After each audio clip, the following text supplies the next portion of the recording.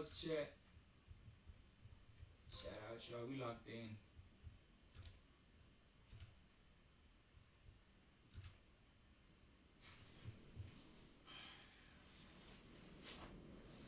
We're recording the song now.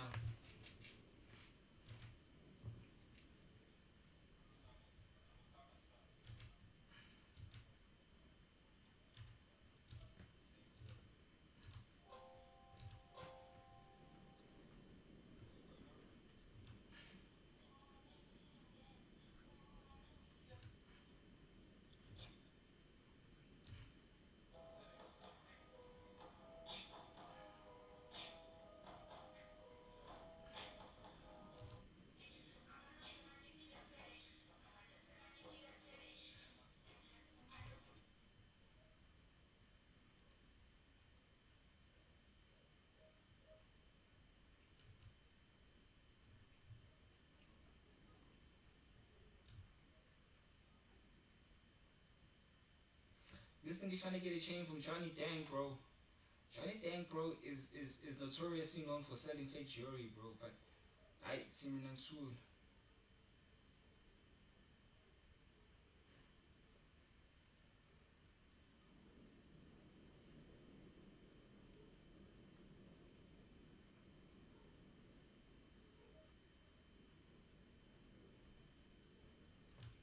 What is not saying? Why is it that there's a lot of like international artists coming through like right now? Because I've never like last year I didn't see it happen a lot. I mean it was happening, but it wasn't like this. It wasn't that heavy. You understand? Now it seems to be heavy because it seems like for the next few months that are coming, we're going to be hearing about international acts coming into the country to perform. Wait. Why are famous taking on international acts to the devil July? Are they going to have like a marquee type thing? Seems. That's not sure. That's a new group of artists that have fallen off. See, back then it was Kenny Lattimore and them who were the artists that had fallen off and are now coming to South Africa. Now it's more Ella May or Ella Mai that have fallen off now. You understand? And now they need to come to South Africa. You understand? Even J. Cole dropped the fall off.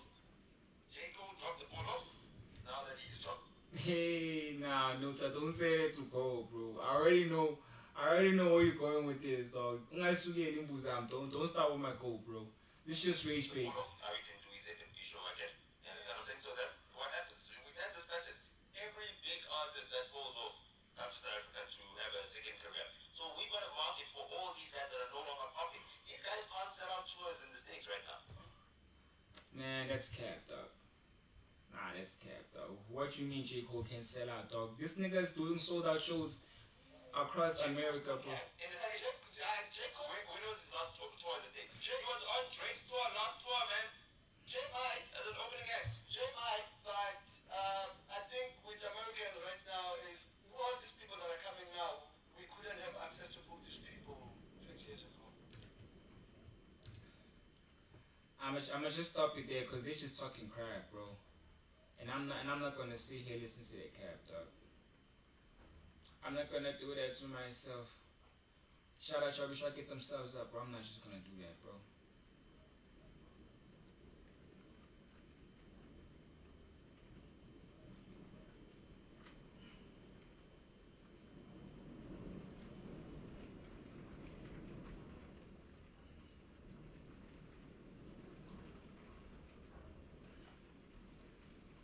Let's see, bro. I don't think there's any interesting content right now. I won't lie, bro. There's no interesting content, bro, right here. Like nobody has dropped anything like dope so far, bro. I mean, so Nabil is streaming now, but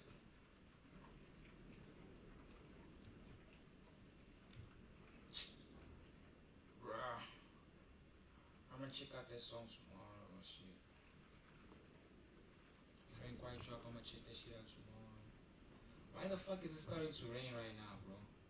I might just skip reacting to content and just straight and just dive straight into the games, boy.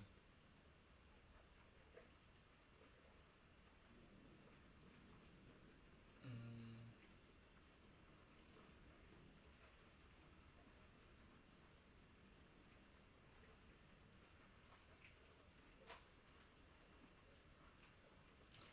Shout out chat, be sure I get them subs up if you're new to the channel, bro. Bro, like there's nothing here to actually watch, boy. Yo guys, is there anything that we can actually watch, boy? Is there anything we can actually watch, boy? Oh, fuck, bro. Is there anything we can actually like legit watch right now? Something is wrong with Blackboy Max.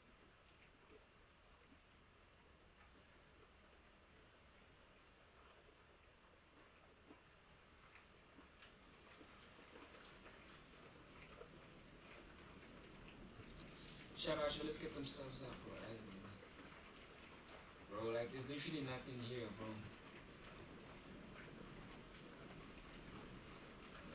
I should probably just play some games as well, bro. Because I am not seeing any dope content. YouTube, come on, bro. What's up with you, bro? Why aren't you recommending some dope ass shit for me to watch? Bro? What's up, YouTube? What's up?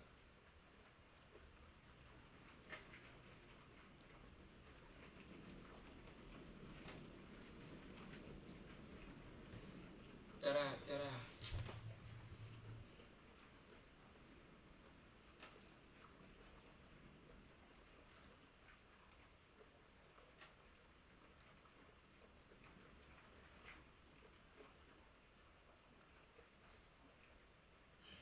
Notes explains why teaching my Porisa hates podcast.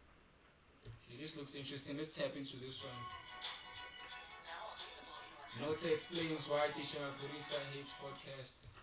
Wait, let me do this. Let me do this real quick.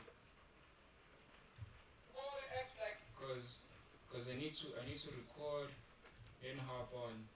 Simple.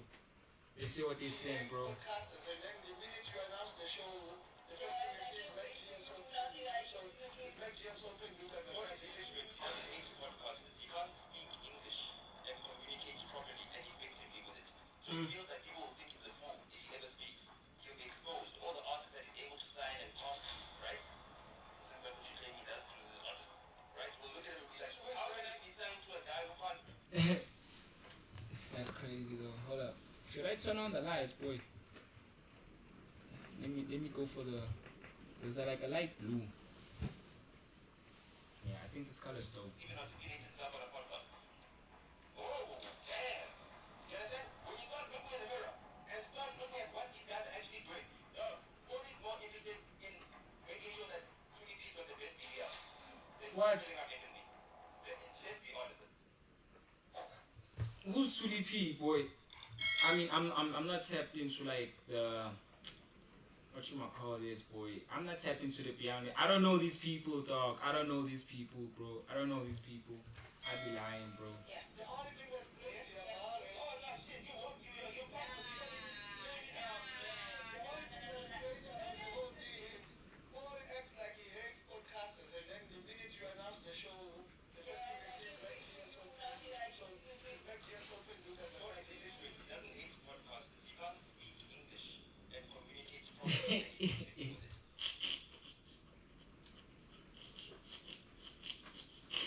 You know, bro, like this kind of reminds me of some of the Kasi guys who just hate English, who just like, who you just hate it, dog. Monkulumi English, dog. So it's like, I get it now. I get it. They just illiterate. I get it. Illiterate, dog. Asfundanga linked on. That's why they be hating and shit. I get it. So he feels like people will think he's a fool if he ever speaks. He'll be exposed. All the artists that he's able to sign and comp, right?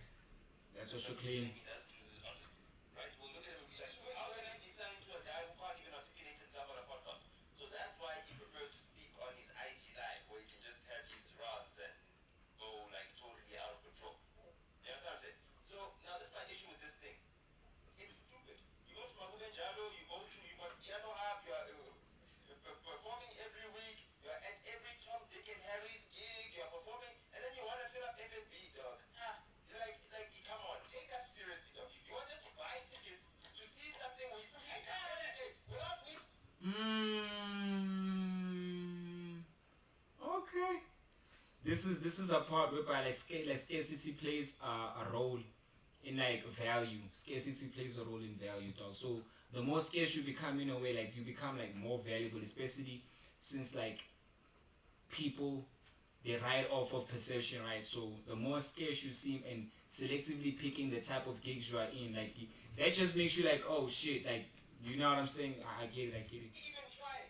Like one time I was trying to sneak out. Like I was really trying to sneak out. You know what I mean? I was trying to sneak out. I got some new girls that I was rolling with. I was like, yo, let me go out. You know, one of them had just turned 20. You know what I mean? It was a birthday. I was like, yo, let me take you out. Yeah, you know what? That was for real, eh? Bro, like, bro, I don't get it, dog. Kendrick Lamar just ruined everything, dog. I blame Kendrick for this shit, dog. Now if a nigga seen with the 20-year-old, it's like, they are young. Kendrick with more shit, dog. And PDF shit.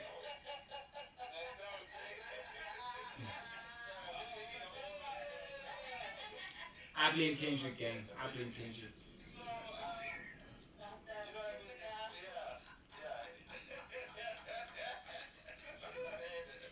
So, you know, I went to Magobe Jago without even knowing it. My police was there. Just imagine a young 20-year-old on a random night gets taken from Tempo. This is where I found those girls. I met them at Tempo. And I said, they were like, yeah, we're trying to go to Magobe Jago. And I said, I go to Jonas, I see Bori, I see Uncle MC, I see the whole entire Piano Hub New Money gang lineup, VIP section, Devon Bobo Center just played before that. You understand what I'm saying? I didn't even pay a cent to get in there. You understand what I'm saying? I didn't even pay a cent. I don't know how much Hennessy is. I think it was like 800 something. Hold up. Can y'all hear this shit? Hold up. Because if I'm recording this shit and the volume is low, like I'm gonna struggle next day, like when it comes to editing. I'm gonna have to probably edit the video 10 times or some shit. Shout out, y'all. Be sure to get them subs up. I don't know, bro. I don't know. I can't remember how much my bill was. You understand what I'm saying? But what I'm trying to say is that I wasn't trying to see the top acts in the country on that night. And I told Bori this personally. I gave them, I'm like, dog, you should be chasing Madison Square Garden next. You gotta let coffee do Madison Square Garden and you are not the next time to follow it up. It's a competitive sport. Every hotel you go into, anywhere in the world, the lobby music is black coffee. But what is that not on that same level? But when it comes to hit music in South Africa, there's no way coffee is seeing him or touching him. He's not seeing him or touching him. So what does he need to do? He needs to show us him elevating beyond our borders. Madison Square Garden is a perfect playground to do that. He doesn't do that. He's too scared to do that. What does he do? He does F&B to chase who? Casper's shadow. Believe it or not, I will draw the person you Or not tell you, like him or not, sometimes he be spitting facts, bro. the man I sketched. 20 something, 20, yeah. I don't know. Come on, dog. You're chasing what Casper was able to do in 2017 with a genre that wasn't like a viral genre. A genre that was built from the ground up. You understand? Excuse me. When you hear all these other guys, Rap Academy and all these things, thinking like, yo, we're record executives that are, you know, our artists are doing A, B, C, D. You guys, you're on a popping genre.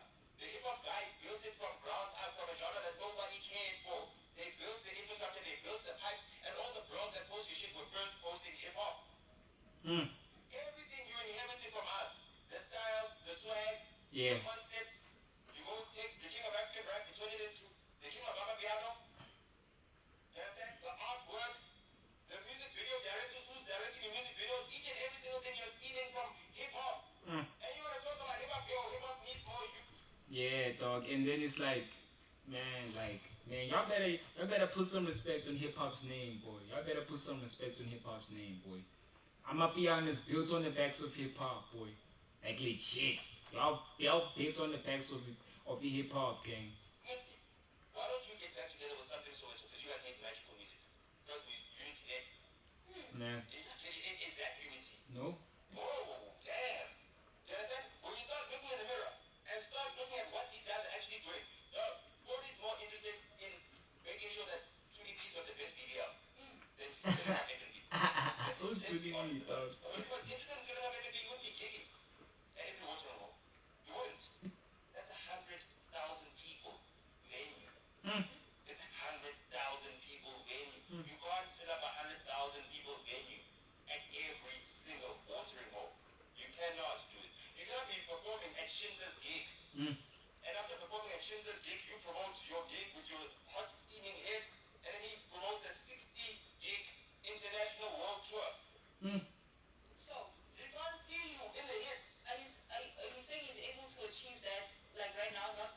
any gigs? What? Paul. It's Shimza gigging everywhere. No, I'm asking about Paul now. What? Will he be able to achieve what you want him to achieve by saying that he's not going to attend any He's being festival? left behind by Black Coffee. He's being left behind by Shimza. He's being left behind by Cornelius Esse. You know who Cornelius Esse is? Who's that? Internationally, he's known. He's being left behind by Kasango. Nobody knows Kasango's music in South Africa. In South Africa. Relax. In South Africa. I'm talking about South African general public. In Ghana, they don't know that music. Hey, bro. I mean, I don't know all of these guys, boy, but they're doing great, dog. This is just proof that you don't need like people's approval or validation just for you to be great. Like you don't need that shit, dog. You can build this shit up from the bottom, dog, and still be the greatest to ever do it, bro. Like you don't need the validation. You don't need to follow whatever bullshit they put up, bro. That's your barometer, by the way. So, that's my point. So, Body is a small-time act, dog. With big boy flexes. Yeah, big boy flexes. He's not making moves the way, I'm just saying, he's not making moves the way these other guys are making moves, dog. But you only got And he's being misled. He's being misled. And who is leading behind him? The same Kabza. Let me tell you about the jealousy of needing help, or the jealousy of needing help, right? And not knowing that you should be asking for help. And being jealous of niggas. That jealousy comes together when Kabza, right, is now seen as the rising star. Who's his machinery? Ori. Ori's like, oh damn, this thing that is under my machinery is the biggest rising star. Instead of taking Kabza, the same way we were able to take Shoma Josie and then later Tyler, to an international deal so that they can grow, right? Like you see Tyler being a woman of business, doing collaborations with Zara Larsson. Ori had to keep Kabza at home with the UK Sony deal sitting on the table. With the UK Sony deal sitting on the fucking table. Yeah, what was it? What is that? I'm just saying, there was an international deal sitting on the table for Kabza to be expanded all over the world. And Ori said, no, I want to keep him here. Ori said that. Shit. He said, I know. Dude, it's crazy, dude, that's just so crazy, bro. Yeah, bro, like the thing about having like these so-called friends or these so-called mentors, dog, sometimes they be holding you back, bro. Like if it is true what Nota is saying, I don't think he's lying, dog. I don't think Nota would be lying and speaking with so much conviction at the same time, bro. Like I don't think that's possible, dog. He's sure about what he's saying, bro.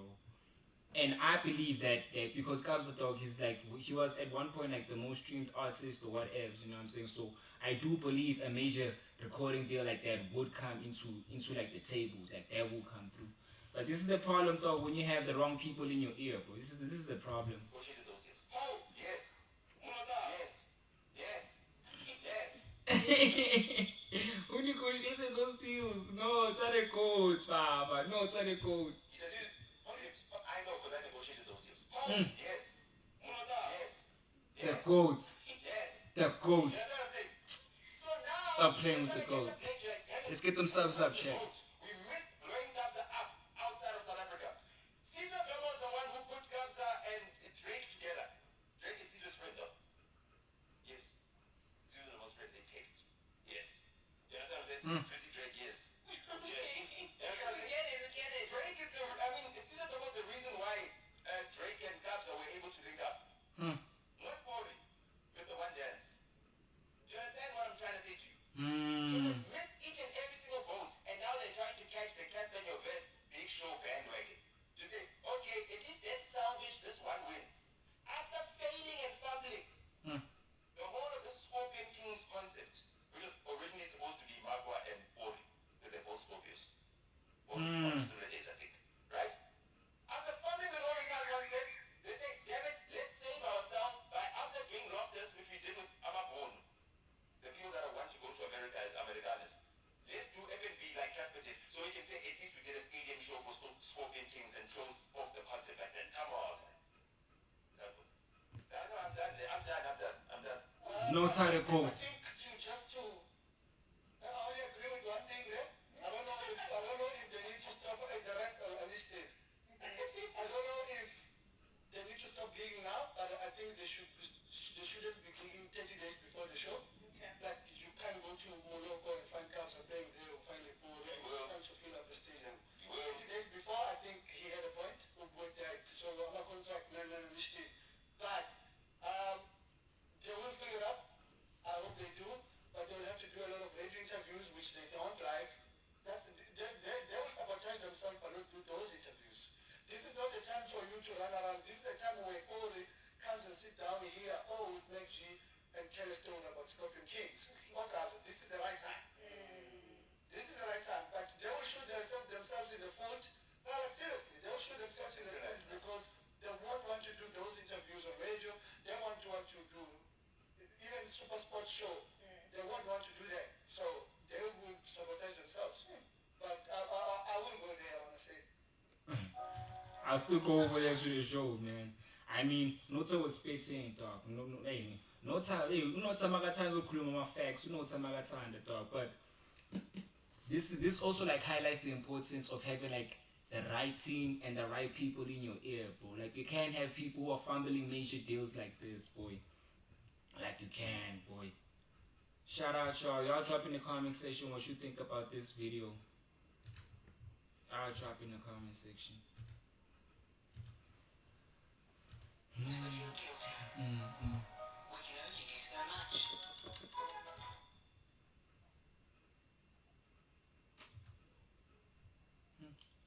Yeah, it's crazy, bro.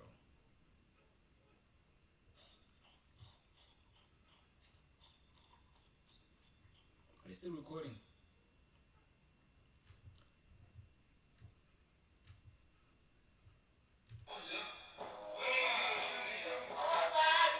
Yo, you see, no guy.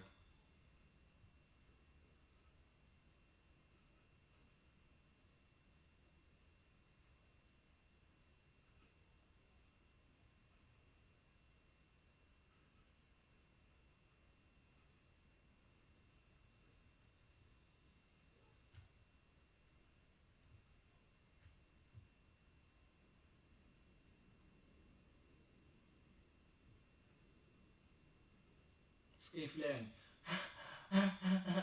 Skifland.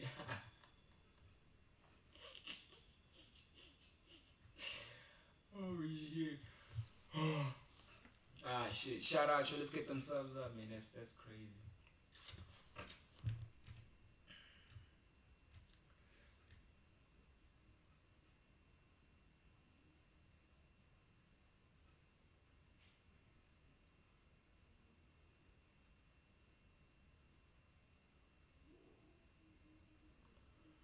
Let's see.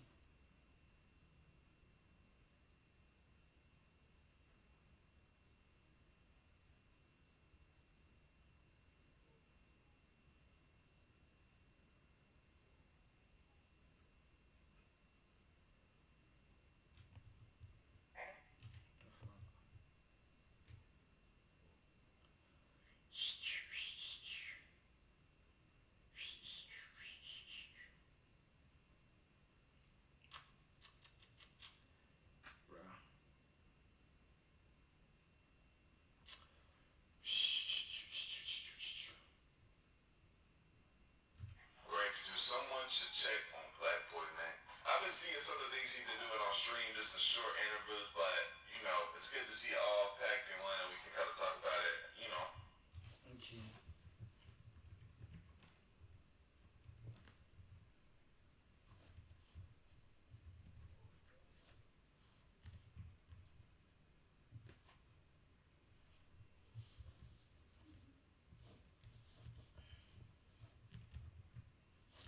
Did I even watch this video, boy? Someone should check on Black Boy Max. So, it's seeming... Butt reduction. The amplify take you where ordinary doesn't dare go. That's crazy. Are you an EBL or no? That's crazy. The first bad news, I wouldn't say it's necessarily bad news. I think I'm gonna get an ass reduction, bro.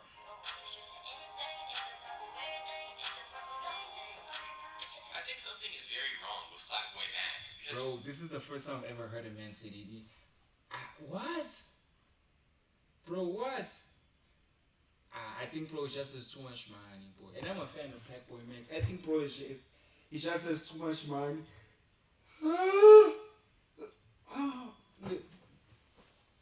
I think bro has too much money. Doesn't know what to do with the money now. recently he went from getting a vasectomy to getting a dermal piercing in Atlanta to finally wanting a butt reduction. What? And I think someone needs to check on brother. Shit, bro, for real. Wait, let me record this video. That way I don't have to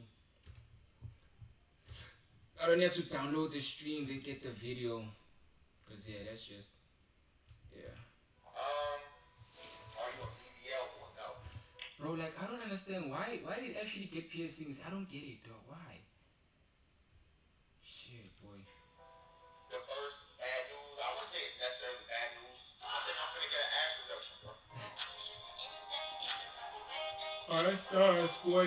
That's crazy. I won't lie, Something bro. is That's very wrong crazy. with Flatboy Max because recently he went from getting a vasectomy to getting a dermal piercing in Atlanta to So, for all you guys who don't know what is a vasectomy, a vasectomy, it is basically a man prevention method that's like forever. You know what I'm saying? So, if you get a vasectomy, like you ain't never gonna have kids again. I mean, some of them are reversible, but like the one he got, I think it's irreversible. Like, so I don't know what they do exactly to your body, but whatever they do to your body, it likes. So like your sperms will not mix with your semen when you ejaculate type shit. So then like you won't that you're gonna be shooting blanks. That's how niggas shoot blanks basically. He's gonna be shooting blanks from now on. Because like the semen and the sperm do not come into one river and go outside. So they're basically gonna cut off the sperm from the semen, so it's just gonna be blanks. Shooting blanks. finally wanting a butt reduction. What? And I think someone needs to check on brother. That sounds like a midlife crisis. And since I grew up watching Max, I know a little thing about him. And I think we're watching someone go through major changes and go through a transitionary period in their life. It's not every day you see a man talking about how they need a butt reduction. So today I just wanted to share with you guys my hypothesis on Bro, why like Flatboy isn't this piercings like painful though? Max is doing very eye-catching stunts. And how we got here. There was a tweet by the Huh. account Yoxic that went extremely viral with 6.4 million views that attached a clip of 23-year-old Flatboy Max talking about getting a Yeah, so Flatboy Max reveals he got a vasectomy at 23 years old. Permanent outpatient. It's a permanent outpatient contraception method for men, one of the most reliable forms of birth control. Yeah, he's gonna be shooting blanks for life. vasectomy. Put two and two together. I can't be doing this shit. Like, I'm not be doing this shit. Hold up, let me get the lights up. No Flatboy Juniors. So, I got a vasectomy. Yeah, I got a vasectomy, guys, and I had to, because niggas had to, I don't really want, like, I'm just telling y'all this because I want to be aware, like, transparent about where I was, but, like, I'm not going to go into details about my personal beliefs. There is nothing wrong with getting a vasectomy, and it's reversible, but it's not normalized in our society. So when a young man gets one, people raise eyebrows, and in my opinion, it just comes across as an impulsive decision. And it's not even just the fact that it's impulsive, but you're telling me that a rich streamer can't afford a couple condoms? I'm not. My bad, Joe. It's like late at night, so I kind of like has to drop the volume because now it just sounds too loud. But the people are sleeping in the crib. Saying this is taboo information or anything, but I think we know too much about each other, and we're seeing people go through intimate periods of their life via content, and the internet just eggs on this type of behavior. Niggas that never thought about getting a vasectomy. I didn't know.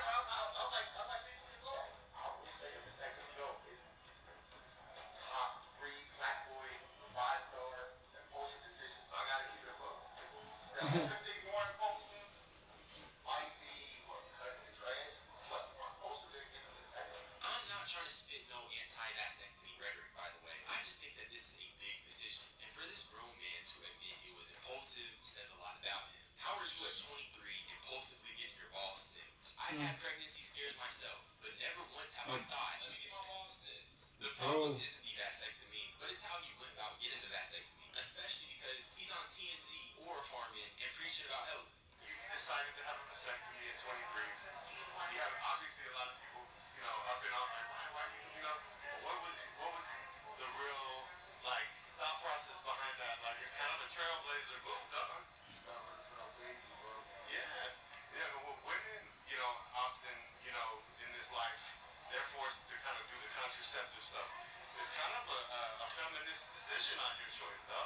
Yeah, I think it's a great. I think The super acting like a bitch.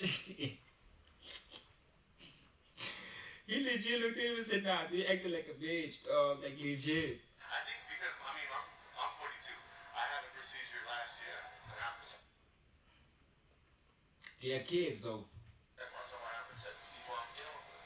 Yeah, the all feminists over here. I like that. I like that. It's a very We all mature choice. feminists out I here. want to give you your flowers. Do you think a trend will start? Because I mean, you're a leader of the new school, man. You know. You're right, man. Everybody do got to protect themselves. No shit. That TMZ reporter asked Max, does he think a trend will start because he's the leader of the new school? And that's exactly what I'm saying. Max is about to set a trend of impulsively snipping your balls. Well, maybe not literally start a trend, but what I'm trying to say is that I think content has a corruption effect. It feels like every part of our lives are turning into consumable content. Everything is thought of with the effect it will have on pop culture in mind. TMZ turned a young man's procedure into an interview, and that's kind of weird. Has anyone else gotten a vasectomy interview by TMZ? What type of information are they even looking for? And mind you, the reporter said he's like 40 years old.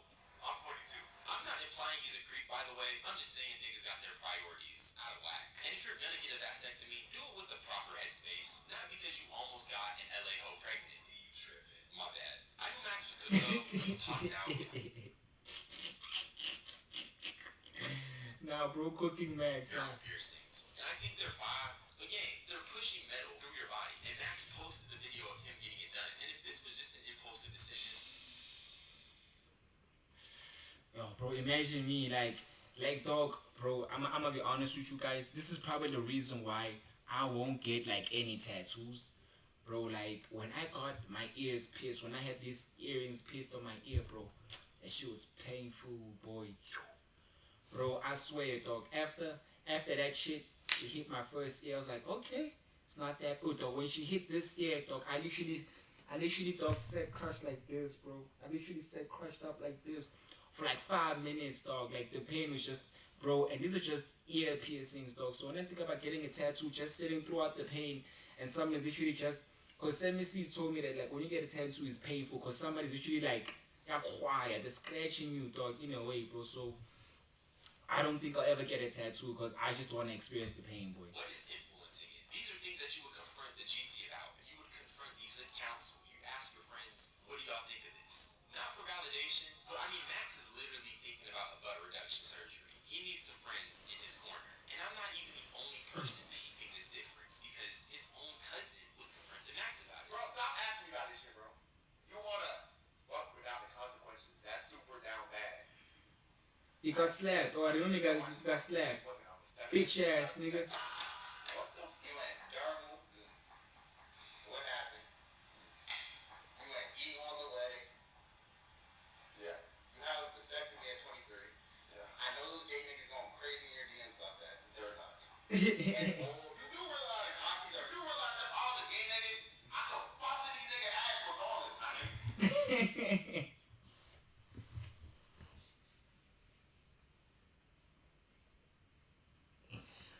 Bro, like, nah, man. Shout out, Chip. Be sure to get themselves up, bro. Nah, bro.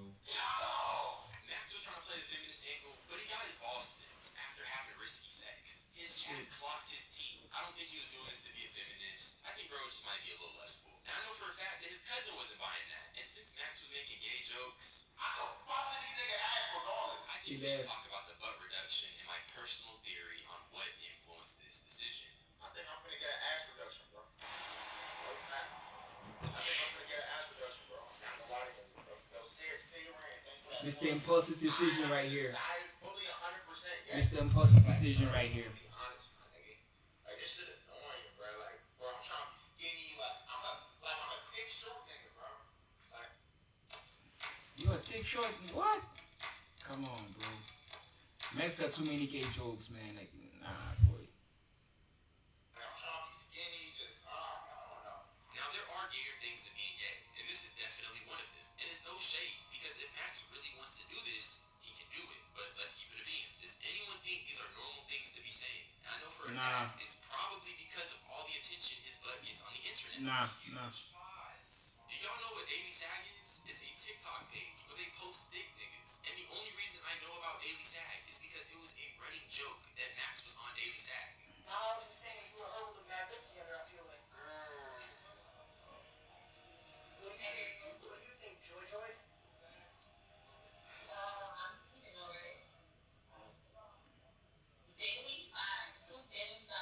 Now, I don't remember the context of this clip, but presumably, Lacey is trying to help Max get some hoes, and the chat is referencing a gay TikTok page that posts thick men. And I can't even defend Max because he be playing into the sagging and the homoerotic baiting.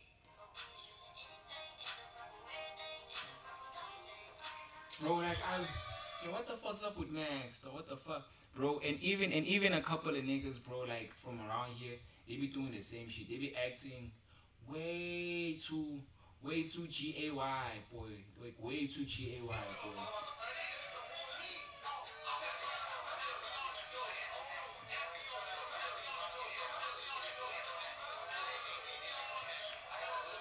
Max is literally posing like an IG hoe. I've seen shorties hit this exact same point on their close friends list. And now that Max's butt went 5-star platinum on a gay TikTok page, he wants to Shit. do a reduction. This is so gay. Yeah, this combo is low-key sus. But I'm just trying to say that Max looks like he's a little impulsive. And the internet definitely eggs on that behavior. But I also think that this is a symptom of some pre-existing mental health problems. I'll be dealing with a lot of mental shit, bro. Maybe I need more friends. I don't know. Never sell out. And I will never sell out. Bro, like it, dog. Look at the bro. Even his tattoos, dog. I tell you, like that's a lot of tattoos at 23, dog. That's a lot of tattoos, boy. Like that's a lot. But I ain't judging him off of like the tattoos, boy. Like, yeah, but that's just because like I'm not a tattoo person, boy. Right now, I'm on a path of getting my love. Like they look cool on people, but I wouldn't do a tattoo or anytime soon, I'll bro. put this smile on. Some days I'll be happy. I'm not gonna lie, laughing, having a good time. It'll be short bursts, though. I'll go right back to what I gotta do tomorrow. Damn, what phone call I gotta get today? Oh, what paperwork I gotta sign? In February of last year, Max talked about feeling nothing and being on a journey to getting his feelings back, which means that this is incredibly recent. And while I'm not trying to diagnose Max, I just think there's a correlation between bad mental health and impulsive decisions. I also think the fact that we're incentivized to make content is another bad ingredient in the pot. When you combine all of these bad ingredients, you get snipping your balls at 23, dermal piercings, and potentially a butt reduction surgery.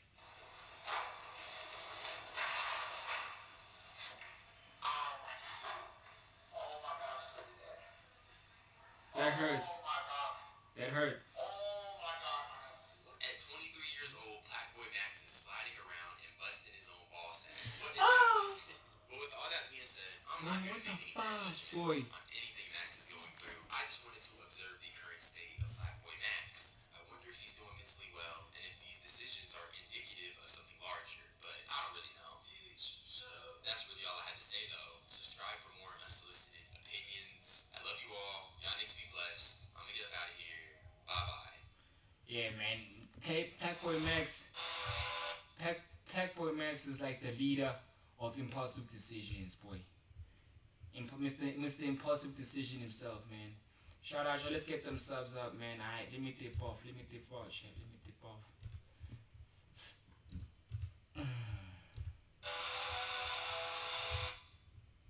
Some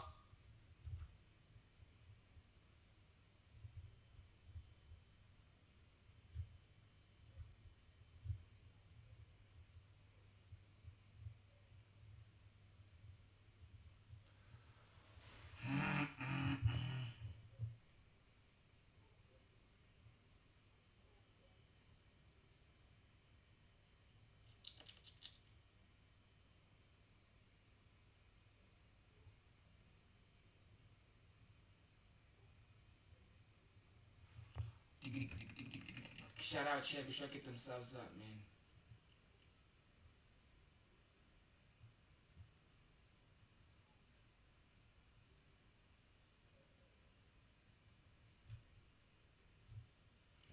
Mr. Impulsive Decision.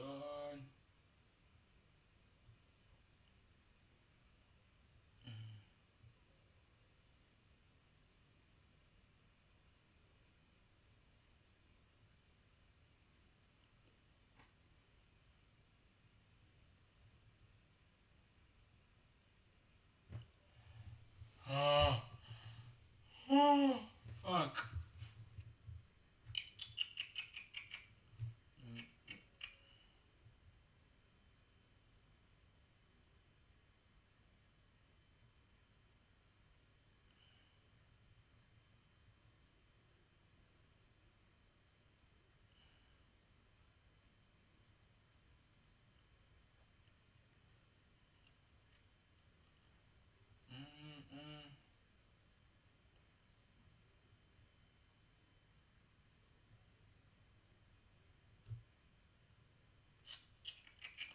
Let's see what else we can watch, y'all.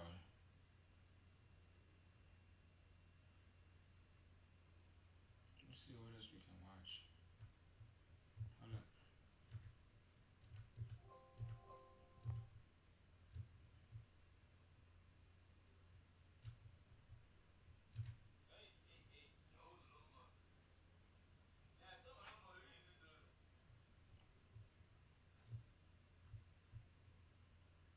We.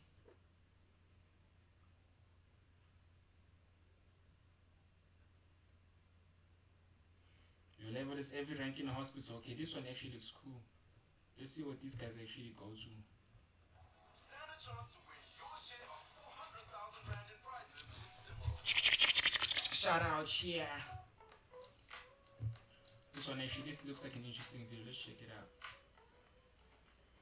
Level 1, the pre-med student. You are 19 years old.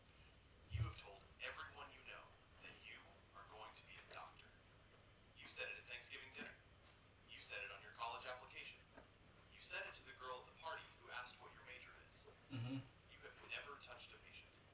You have never held a scalpel. You have never seen a dead body.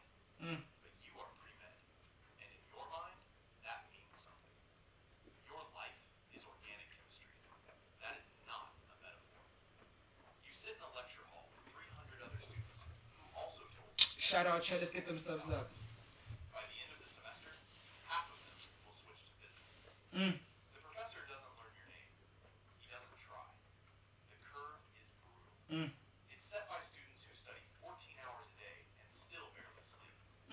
You get a 68. 14 hours a day, boy. Bro, like. Yo. Fuck, bro. I was telling my girl that I want to start working at least like 14 hours a day, bro. At least 14 hours a day, bro. If I'm really trying to make this shit pop off, dog. And I just feel like that's just the bare minimum, dog. But I won't lie, like, if we work 14 hours in a day, bro, like 14 hours a day, we're gonna be ahead of the competition so fucking fast, boy. Like, they won't even know what hit him, boy. First example. You sit in your car in the parking garage for 20 minutes, staring at the steering wheel. You don't call anyone. You don't know what you'd say. You volunteer at the hospital because your advisor told you that medical schools want to see clinical hours. You wear a lanyard with a badge that says volunteer in large red letters. It's there so nobody confuses you for someone who matters. You refill water pitchers. You push wheelchairs. You deliver flowers to rooms where people are dying. You smile because you don't know what else to do. A nurse asks you to grab a blanket. You feel useful for the first time in 3 months.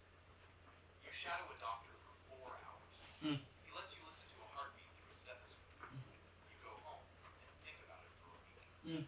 You study for the MCAT like your life depends on it. It does. Every practice score feels like a verdict. You take it on a Saturday morning in a testing center that smells like anxiety. Bro, I won't lie, dog. This is crazy, bro. Like, this is crazy. I mean, when they asked me if I'm going to school at university, I was like, university, going back to that? What? Hell nah, bro. I ain't going back to no formal education, but that doesn't mean that I'm against education in itself. But, bro, like, these are brutal hours, boy. You score well These enough. are brutal You hours. apply to 25 medical schools. You get rejected at 19. You get waitlisted at 4. You get accepted to 2. You pick the one that gives you more financial aid. You are $200,000 in debt before you see your first patient. Welcome. That's like 2 million in South Africa. Level 2, the medical student. 4 years. That is what stands between you and the letters MD after your name. The first 2 years are classrooms and textbooks and a volume of information that does not seem physically possible for a human brain to hold. You memorize every bone in the body, every muscle, every nerve, every artery. You learn the names of diseases you have never heard of and will never forget. You study pathology, pharmacology, and microbiology. You learn how the body works, and then you learn every single way it can fail. Your first anatomy lab is the day you realize this is real. There is a body on the table. A person who donated themselves to science Mm. You were handed a scalpel and told to make the first incision. Your hands shake. The student next to you looks like she might pass out. Mm. The smell is formaldehyde, and something underneath formaldehyde that you will never be able to describe, but will never forget. You cut into human skin for the first time, and the room goes very quiet. Mm. You name your cadaver because calling them the body feels wrong. You spend 4 months with this person. You learn more from them than from any textbook. Mm. You think about them years later at random moments, in the shower, in traffic, in the middle of surgery. Third year is clinical rotations. They throw you into the hospital and you rotate through every department. Surgery, internal medicine, Mm. pediatrics, psychiatry, Mm. obstetrics, emergency medicine. You follow attending physicians around like Bro, is this the amount of work that goes into being a doctor, bro? Yes. Nah, God bless these people, dog. God bless them, bro. Because this is just an insane amount of work, white bro. coat and a stethoscope you barely know how to use. You were asked questions on rounds in front of everyone, and when you don't know the answer, the silence is loud enough to hurt.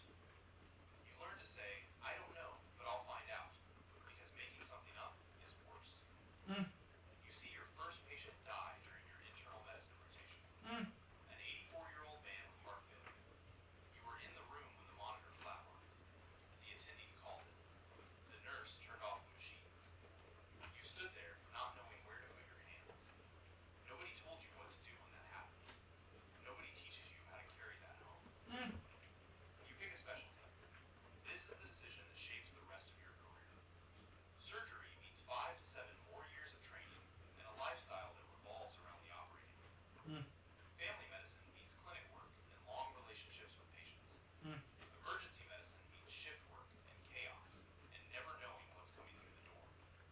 You agonize over it. You make pro and con lists. You talk to residents who look exhausted and ask them if they'd do it again. Most of them say yes. Some of them hesitate before they say it. Level 3, the intern. I knew. You graduated medical school. You have the degree. You are technically a doctor. You know nothing. Mm. That is not self-deprecation. That is the universal experience of every intern who has ever walked into a hospital on July 1st, which is the day new residents start across the country. The nurses call it the July effect. Hospitals get a little more dangerous in July because every new doctor is learning on the job, and the learning curve is a cliff. Mm. You work 80 hours a week. That's the legal limit, and everyone pretends it's enforced. Some weeks it's closer to 90. 80 hours in a week. How many hours do you work in, like, how many hours is like one? I think 7 days is like 80 hours a week, bro. Like the average person at a job is required to work like 40 hours a week. That's more than double. That's more than double, boy. 80 hours a week, that's crazy. You take 28-hour calls where you are in the hospital overnight and expected to function the next day. Mm. You sleep in a call room that smells like every tired person who has slept there before you. Mm. The mattress is thin. The pillow is thinner.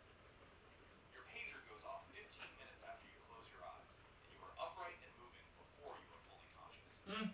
You write orders. You draw blood. You put in IVs when the nurses are too busy. You present patients on morning rounds to the attending and the senior residents, and you try not to stumble over your words while reciting lab values from memory. Mm. You get things wrong. You order the wrong test. Mm. You forget to check a result. Too many ideas, too many tasks. Like, bro, being a doctor is too extreme, boy. Break the cycle. A senior resident pulls you aside and corrects you, and you want to disappear into the floor.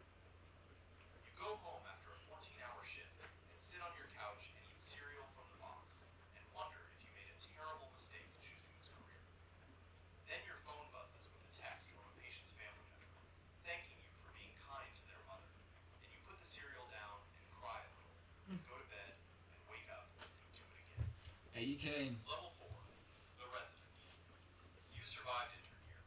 You are now a second year, then a third year, then however many years your specialty requires. Surgical residents do 5 to 7 years. Internal medicine does 3. Mm. The years blend together. The hospital becomes your entire world. Mm.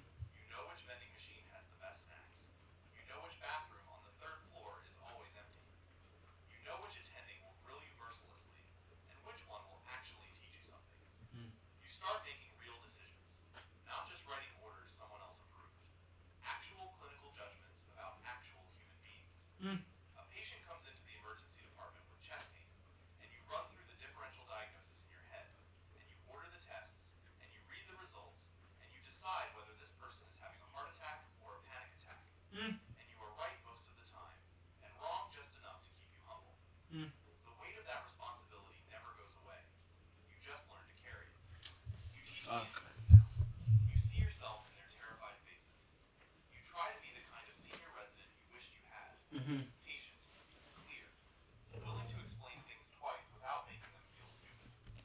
Some of them will be great doctors. Some of them are struggling, and you can see it. And you don't know whether to say something or let them figure it out. You say something. You pull them aside in the hallway, and you ask them if they're okay. And sometimes they say yes, and sometimes they break down and tell you everything, and you listen. Because nobody listened to you when you were in their shoes, and you promised yourself you'd be different. You lose patience. Not every day, but often enough that it changes you. A 45-year-old father of 3 comes in with abdominal pain, and you think it's an ulcer, and it turns out to be pancreatic cancer, and he's dead in 6 weeks. You saw him in the emergency room. You were the first doctor he spoke to. You told him you'd figure out what was going on. You figured it out. You wish you hadn't. You go to the bathroom after your shift, and sit in the stall and press your palms into your eyes and breathe. Then you wash your hands and walk back out and see the next patient. That's Because crazy. there is always a next patient. Your personal life is a disaster. Your friends from college are getting married, buying houses, posting vacation photos. You are on year 4 of training, making $65,000 a year, which sounds reasonable until you divide it by the hours you work, and realize you make less per hour than the hospital parking attendant. Your relationship ended because you canceled dinner for the 3rd time in a month. You missed your best friend's wedding because you couldn't get the shift covered. You tell yourself it will be worth it. You tell yourself that every day. Level 5, the fellow. You finished residency. You could practice medicine right now. You could go make real money for the first time in your life. Instead, you signed up for more training. A fellowship. 1 to 3 more years of specialized education in a subspecialty. Cardiology, oncology, gastroenterology, neonatal intensive care. Whatever narrow slice of medicine you decided to devote your life to. You are very good at one thing now. You are the person they call when the general doctors don't know what to do.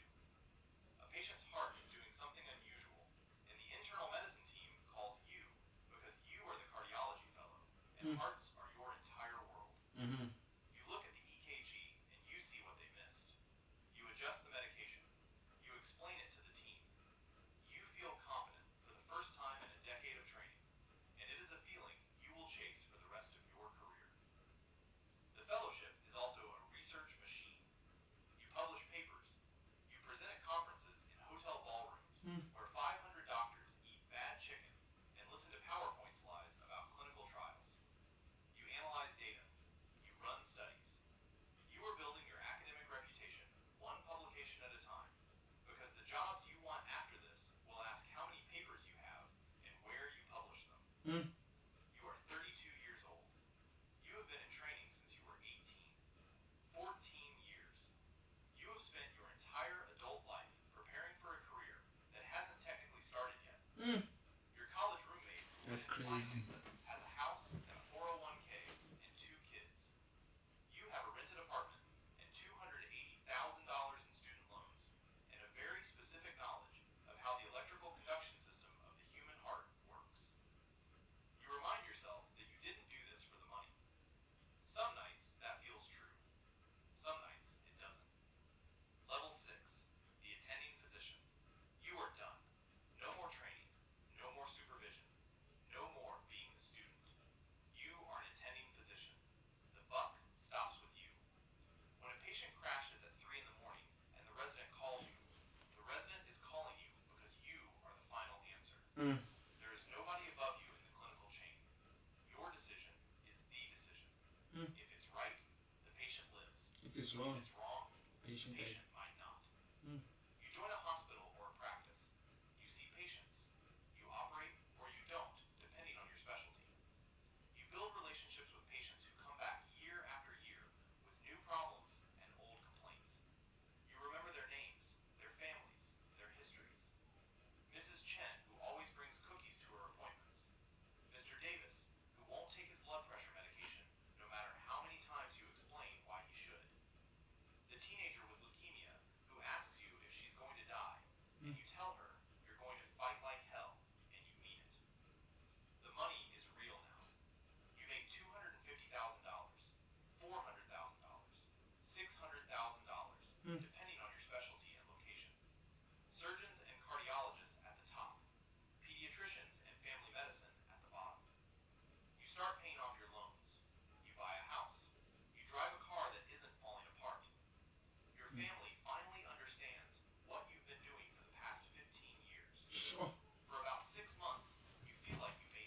Almost 34. Then you realize that the job is harder than training ever was, because now there is no one to catch your mistakes.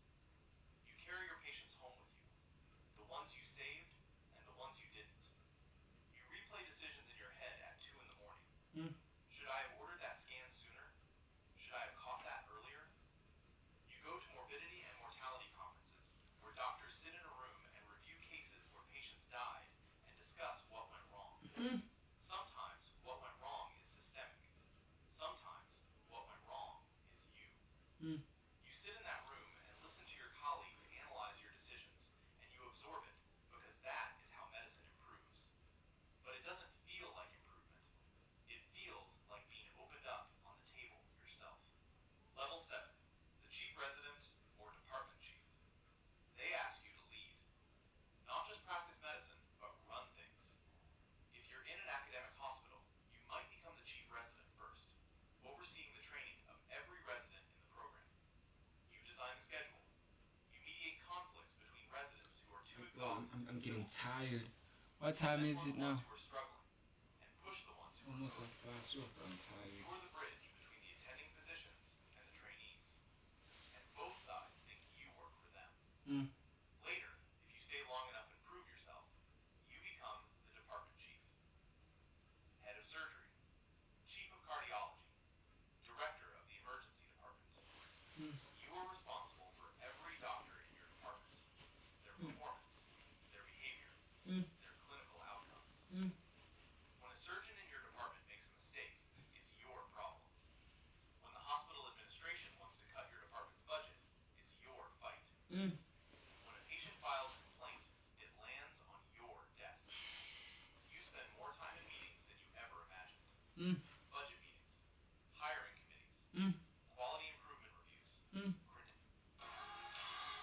Bro, at the highest level, dog, it's not simple, dog. Any dog at the highest level, boy.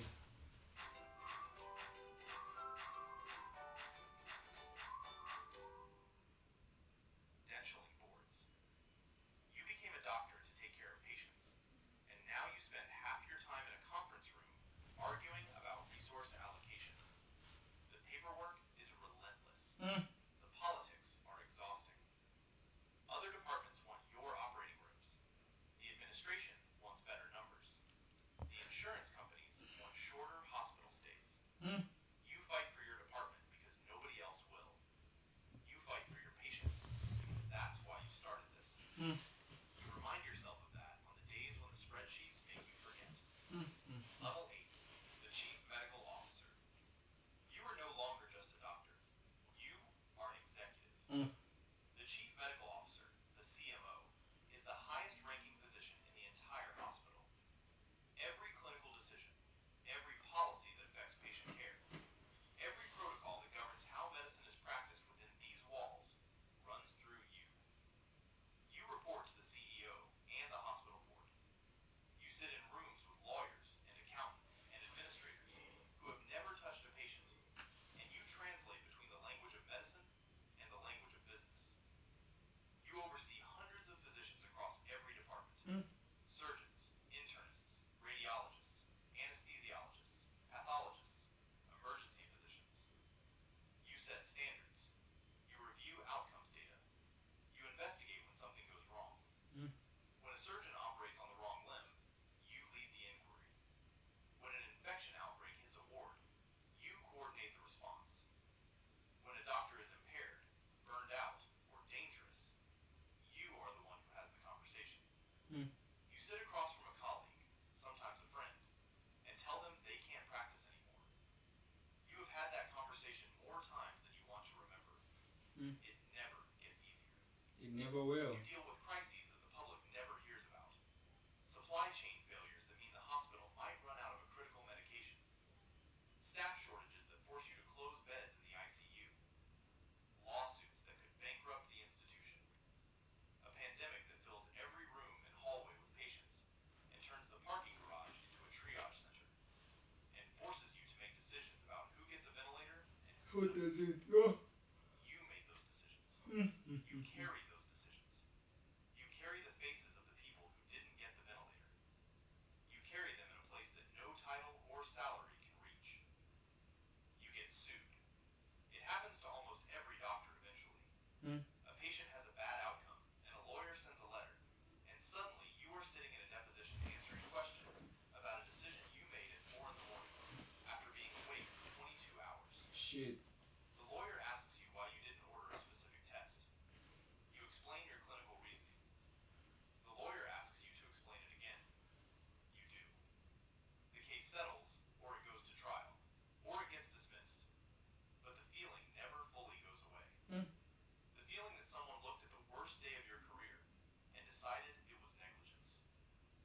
start practicing defensive medicine, ordering extra tests, extra scans. Not because the patient needs them, but because you need the paper trail.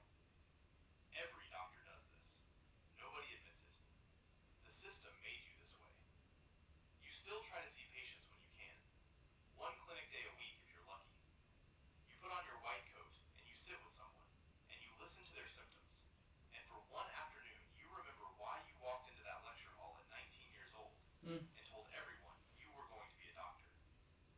Then you go back upstairs to your office and open your email, and there are 47 unread messages about budgets and compliance and credentialing, and the afternoon disappears. Level 9, the Surgeon General or Health System CEO. You have left the single hospital. You now run a health system, multiple hospitals, dozens of clinics, tens of thousands of employees, hundreds of thousands of patients a year, flowing through a system that you are ultimately responsible for.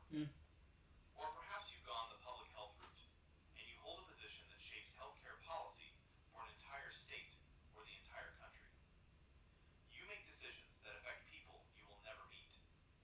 You decide whether to build a new cancer center or expand the emergency department. You decide whether to acquire a struggling rural hospital or let it close. You decide how resources are allocated across facilities that serve communities. Shit, vastly boy. different needs. Niggas sleeping on the stream, A boy. wealthy suburb with excellent insurance, and a low-income neighborhood where half the patients are uninsured, and the emergency room is the only healthcare they have. Both facilities report to you. Both need funding. You choose. Every choice saves someone and fails someone else. You testify before committees. You give interviews. You write op-eds about the state of healthcare in the country.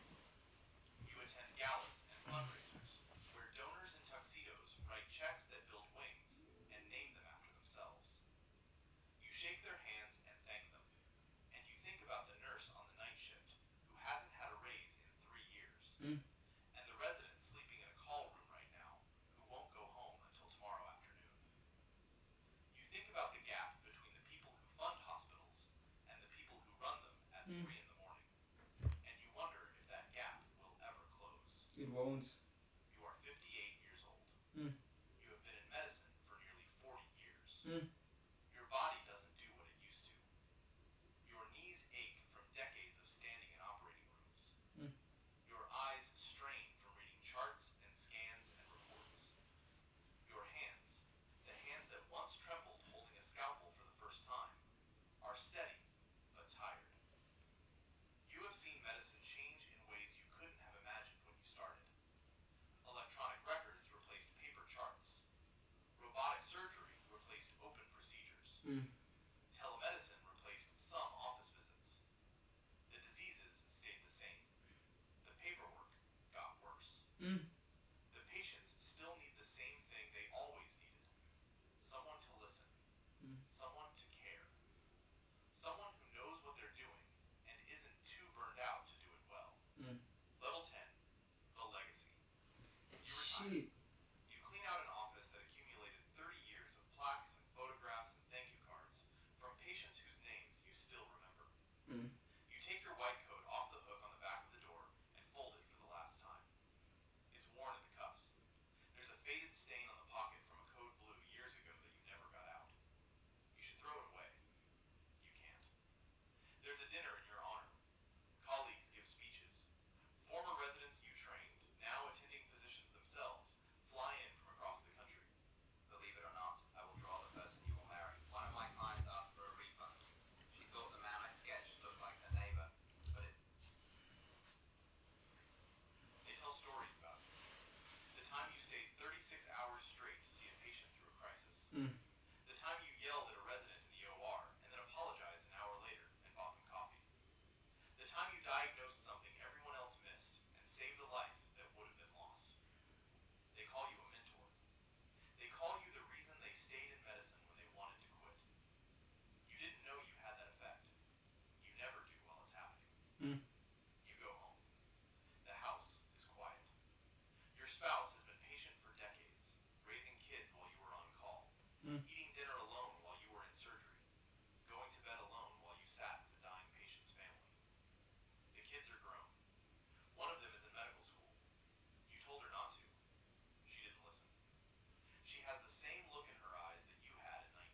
That mix of terror and conviction that you can help people if someone would just let you.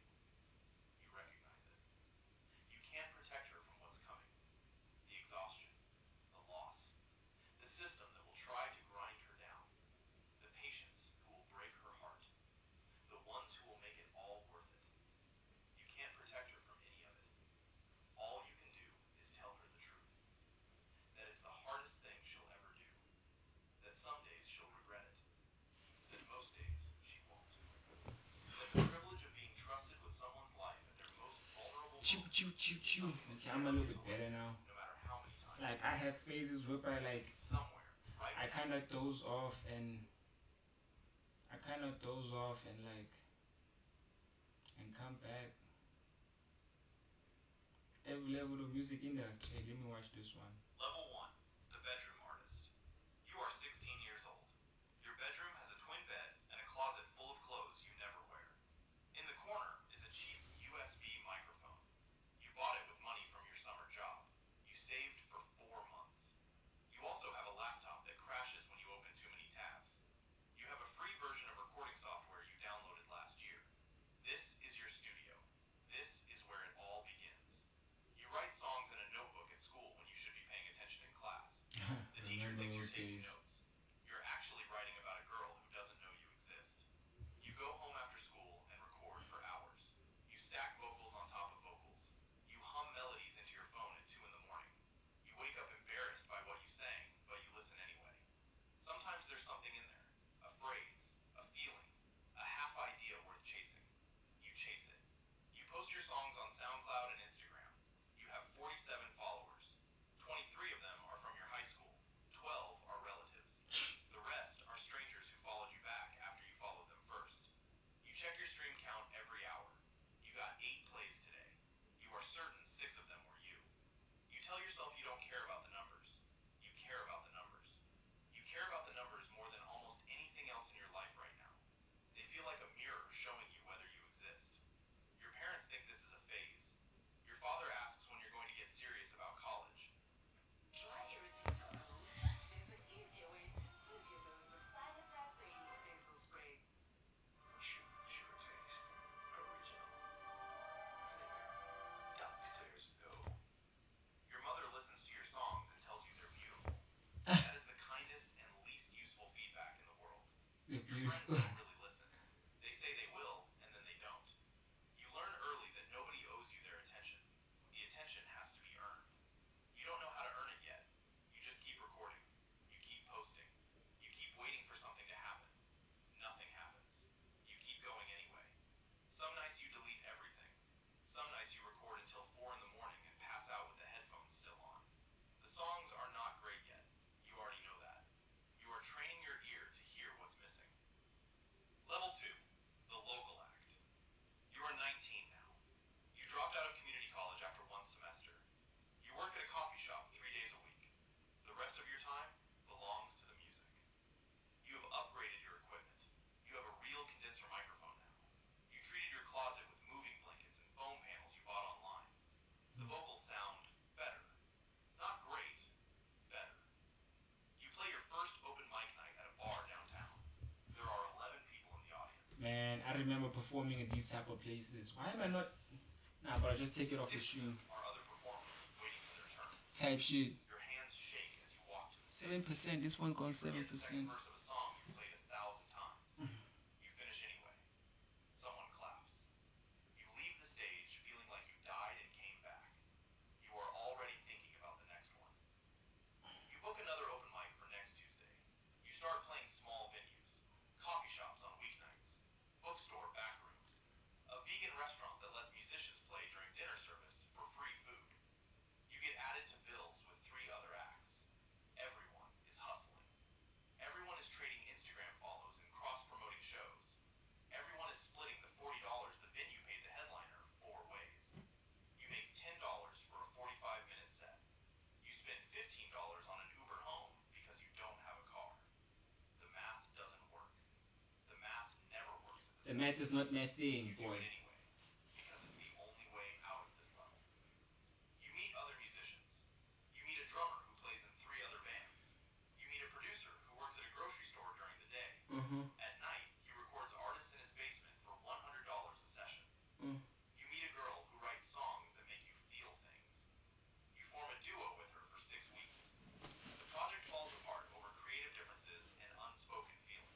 Yeah. You learn that collaborations at this level end faster than they begin. Type shit. You learn that almost everyone is going to quit.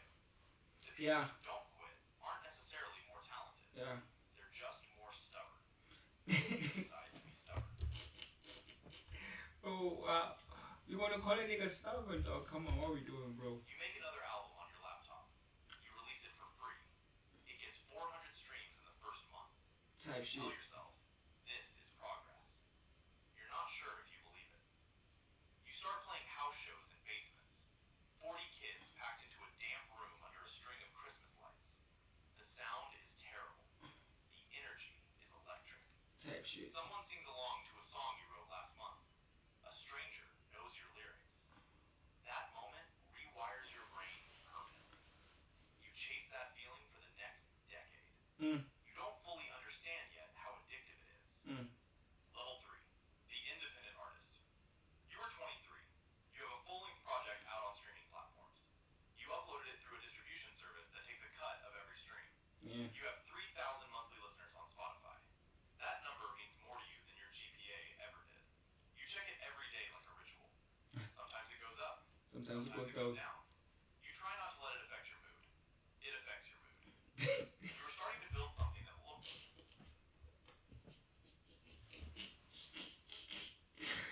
Yo, and when those numbers are down, boy, hey, I remember when was the numbers down again? I think last year, like my numbers dropped around.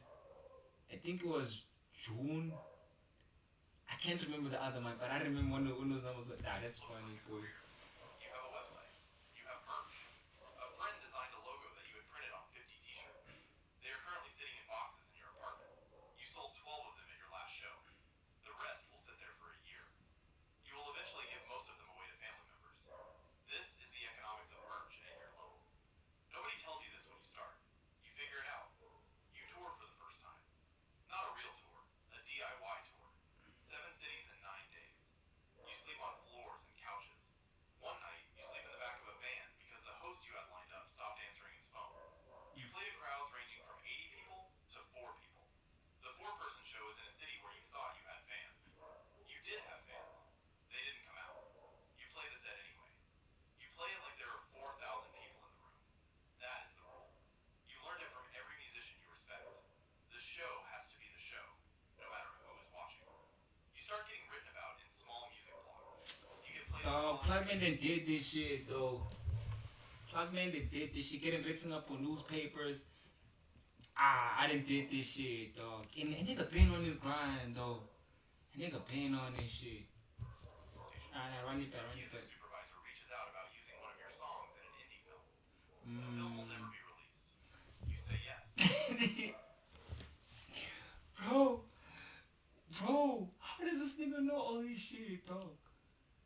I remember we had added Itaki Vuga to like a movie like a Truth.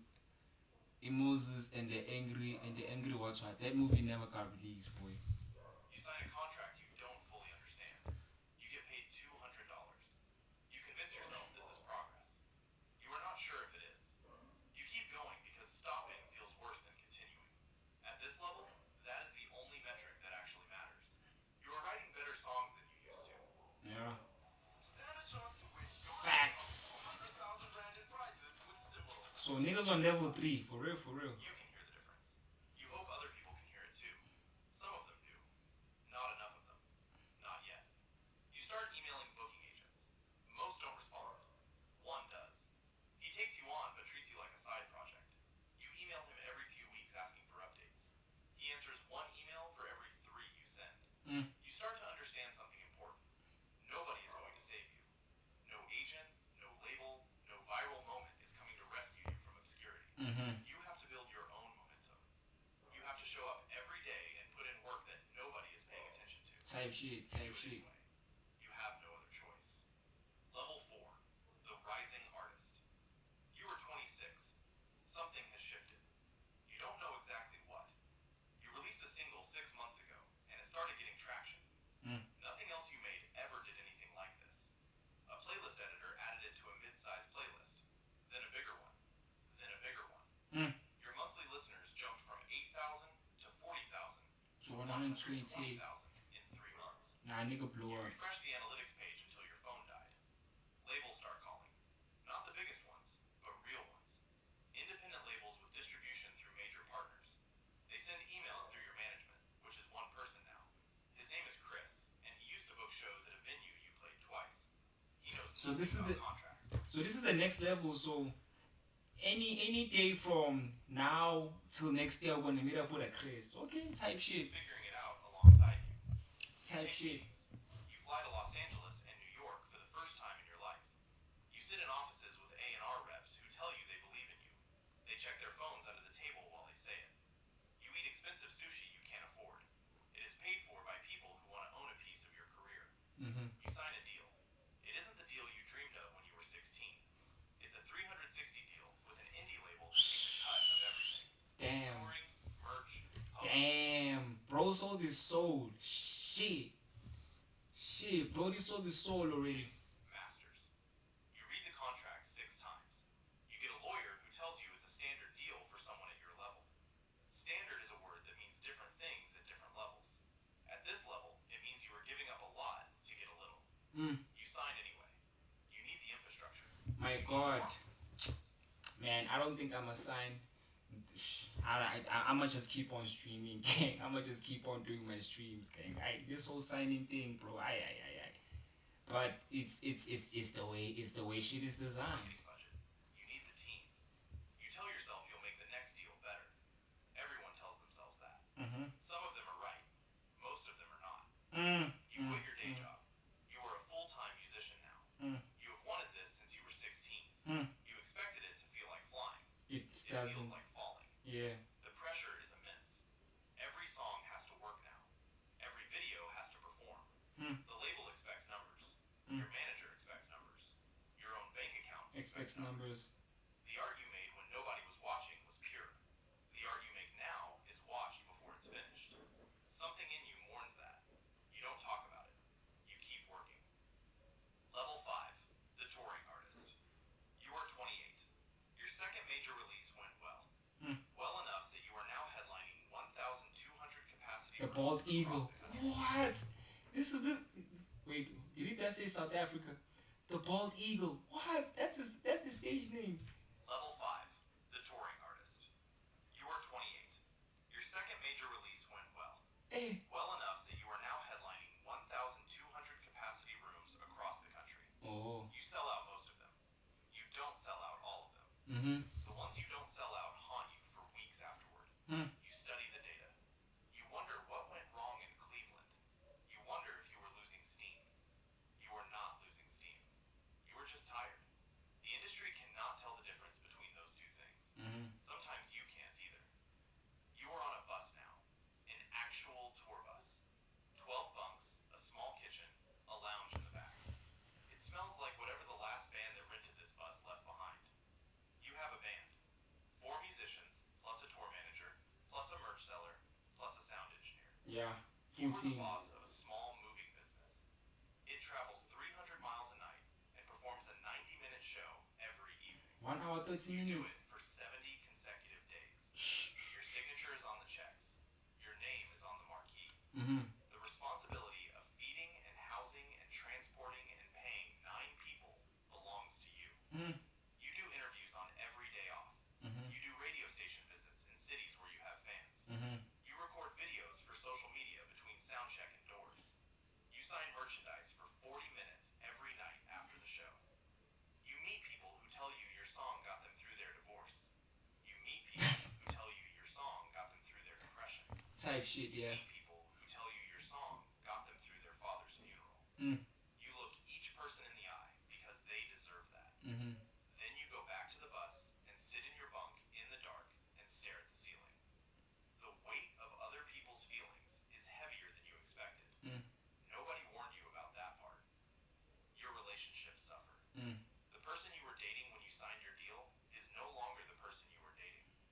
You have not been home for more than a week at a time in 18 months. Your apartment has dust on every surface. Your mother cries on FaceTime because you missed another Thanksgiving. Ish. You apologize. You mean it. The cost of You'll miss greatness. the next one too.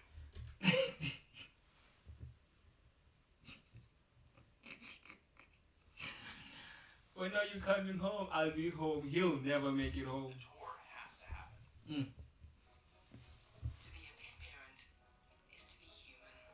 That's crazy, dog. Sometimes we feel guilt. The tour is the whole thing. You chose this. You remind yourself that you chose this. Some nights, it feels like the choice is choosing you back. Mm-hmm. Your sleep is ruined now. You sleep on a bus bunk that moves at highway speeds through the dark. You close your eyes in Pittsburgh and open them in Detroit. Your body forgets what time zone it's in. Mm-hmm. Your voice starts to crack during sound check one afternoon.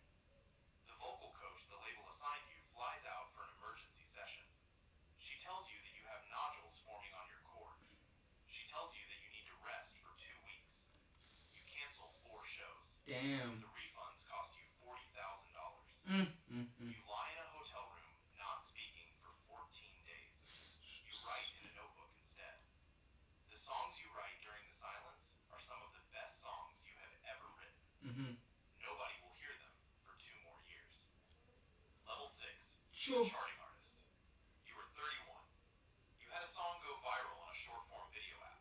It completely changed the shape of your career. The song wasn't even the song you thought would be the single. It was an album track, a quiet one. A girl in Ohio used it in a video about her dead grandmother. Mm-hmm. The video got 40 million views, and suddenly you were everywhere. Mm. The song hit the Hot 100, then the top 40, then the top 10. Oof. You are now a pop artist. Oof. You were never exactly a pop artist before. Drake. You were something harder to describe. Drake level, Singer-songwriter boy. with crossover potential. Drake That is level. what the press kit said. Now the press kit says pop. The label is pushing you into collaborations with producers who have worked with the biggest names in the business. Mm-hmm. You are flown to Los Angeles and put in rooms with 22-year-old songwriters. They have already written 3 number ones. You write 15 songs in a week. Most of them are not yours. They are Frankensteins of current trends stitched together by committee. You don't love them. You record them anyway. You perform on late-night television. Ghost You wear a writing. stylish outfit that costs more than your first year of rent.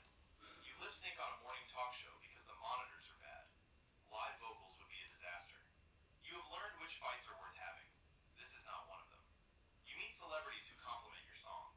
You can't tell if they have actually heard it. You smile. You thank them. You take the photo. You post it. The numbers go up again. You feel lighter and emptier at the same time. You don't know what to do with that feeling, so you don't do anything. You are making real money for the first time. Not generational wealth, but real money. You pay off your student loans. You buy your mother a car. You buy yourself a small house in the city where you grew up. Mm-hmm. You don't actually want to live there. You want your family to know the investment is real. Your accountant talks to you about quarterly tax payments and LLCs. She talks about splitting your income across touring, publishing, and Merchandise. merchandise entities. You sign documents you don't read carefully enough. You trust people you have no real reason to trust. Everyone else trusts them, so you do too. This is how it works at this level. You learn this eventually. Level 7, the headliner. You are 34. You are playing arenas now. 12,000 to 18,000 capacity rooms.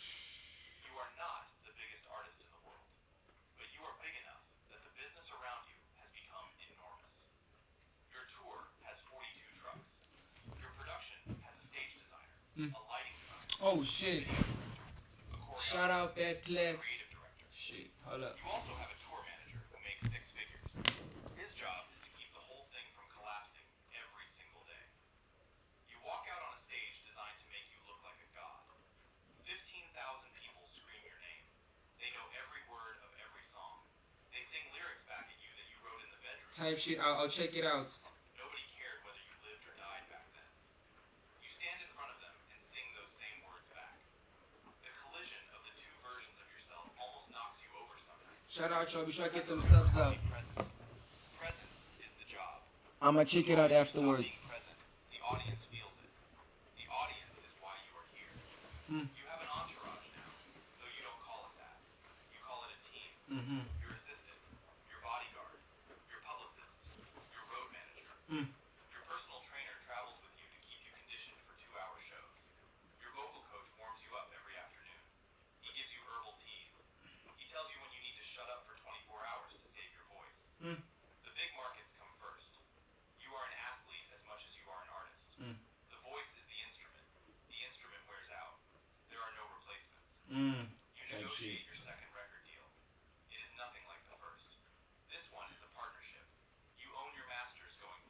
type You shit. have approval over every creative decision.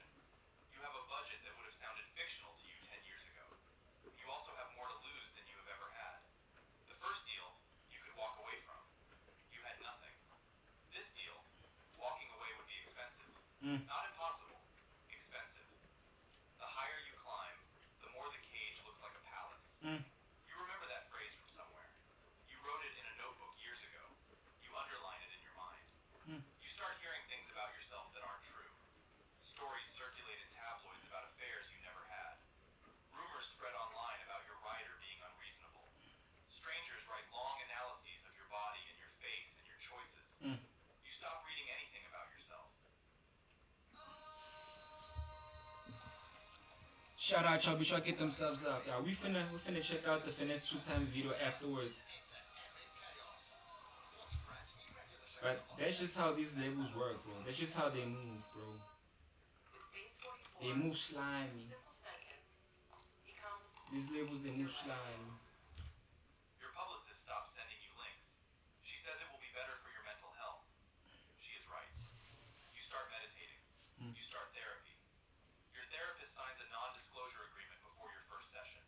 She costs $600 an hour. She is worth every penny. You learn that the version of you that exists in the public imagination is not the same as you. You have to protect the private one from the public one. Most people never figure that out. The ones who don't figure it out are the ones who don't survive this level. Level 8. The icon, Michael Jackson level. You have a catalog now. Not just songs. Drake level. A body of work that plays continuously on radio stations and streaming playlists in every country on Earth. You have won major awards. Nah, that's Drake. You have performed Kendrick at the Lamar biggest type shit. ceremonies in music. J. Cole level. You have stood on a stage and held a trophy. You have thanked Sorry. your mother and your team and the fans. You have walked off into a night that every major outlet would cover the next morning. You are one of the people now. One of That's the so- people who exists in the public consciousness as a figure rather than a person. Your name is shorthand for a certain sound, a certain era, a certain kind of feeling. Young artists cite you as an influence in their own interviews. You watch them accept awards and mention your name. You feel something strange. What's that? It is like watching your own reflection in a window from across the street. You are the thing you used to look at. You are the person in the poster on somebody's bedroom wall. You have real money now. Generational money. The kind of money that requires wealth managers and tax attorneys and estate planners.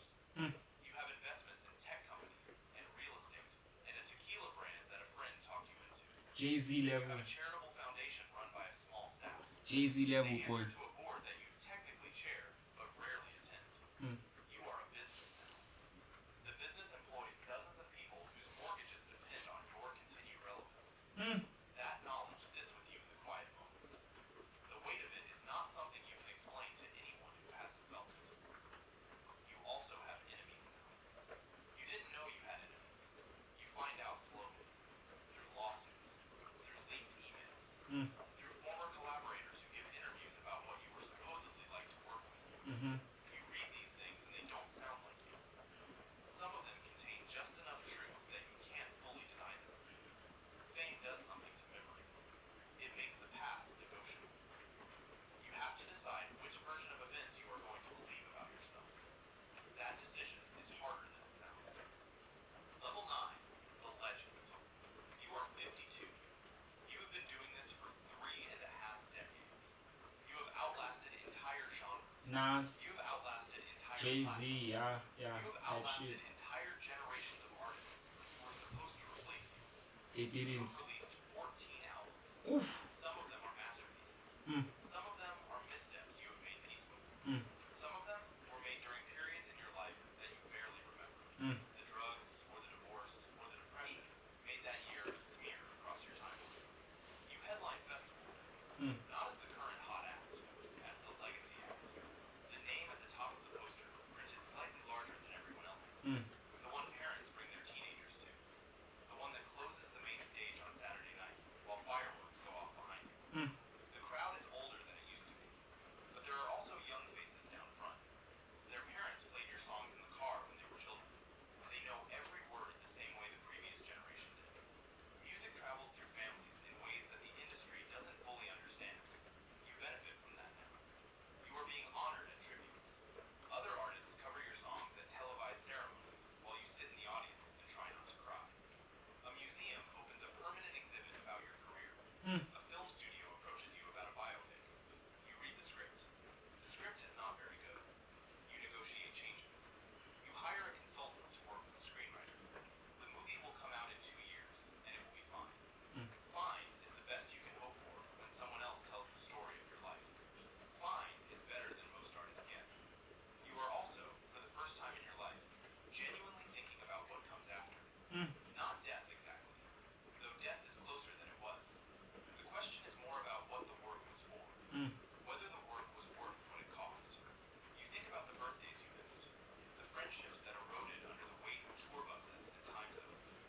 children you didn't have because the career didn't allow for them. Or the children you did have who you saw less than your fans did. You don't regret the music. The music is its own thing. It exists now in a way that is bigger than you. But the cost was real. It was always real. Level 10. The ancestor. You are gone. It happened quickly. Or it happened slowly. Either way, you are gone. The obituaries run that morning in every major publication. Every streaming service puts your catalog at the top of the homepage. Your songs trend on every platform for 48 hours straight. Artists you never met post tributes. Presidents release statements. A stadium in your hometown holds a memorial concert. Millions watch online and cry into their phones. Michael Jackson level, gang. That's Michael Jackson level right there. Shout out y'all, try to get them subs up, man. That's Michael Jackson level right there, bro. Your music outlives you. That is what you wanted. That was always the deal. You traded the years for the songs, and now the trade is finalized. The songs remain. A 17-year-old in a country you've never visited discovers your first album on a playlist 30 years after you died. She listens on cheap headphones in the dark. She cries in her bedroom at 2 in the morning to a song you wrote in your own bedroom at 16. She doesn't know anything about you. She knows everything that matters. Your estate negotiates with a holographic technology company. A version of you will tour again, without your consent or presence. Your children will approve the set list. The ethics of this are debated in articles nobody in your family reads carefully. The checks continue to clear. Your name gets sampled. Your voice gets recreated by artificial intelligence. Yeah, this is Michael Jackson A young level. producer loops 4 seconds of your old vocal into a beat. The beat becomes a hit on platforms that didn't exist when you were alive.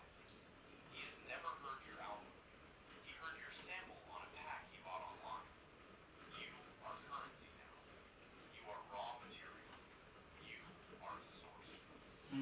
Somewhere tonight, a 16-year-old is sitting in a bedroom with a cheap USB microphone and a laptop that crashes too often. She's recording vocals Same position. she made yesterday. She is shaking. She has 47 followers online and a notebook full of songs nobody has ever heard. She has the same feeling you had at her age.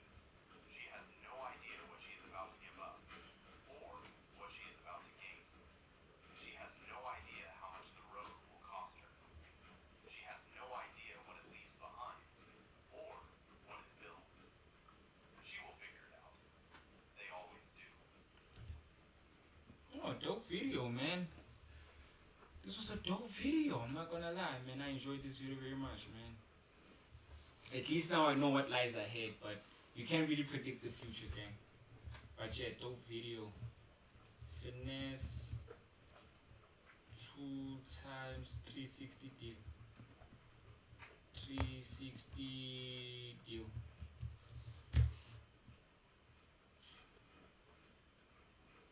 Fuck the labels. Finesse 2 times ChatGPT sees his multi contracts and finds out he's in a 360 deal. God damn.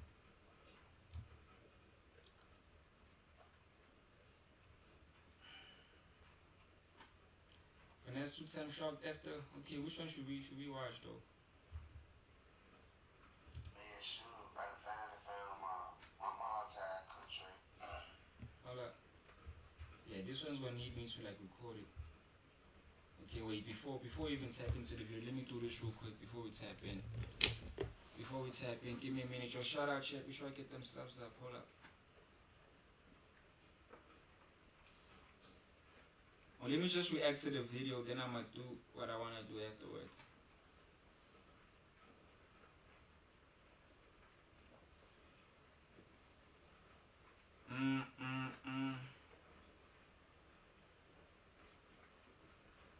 Sure.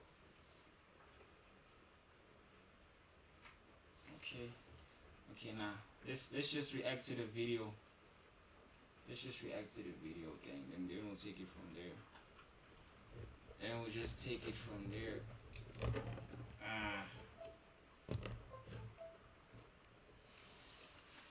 Okay.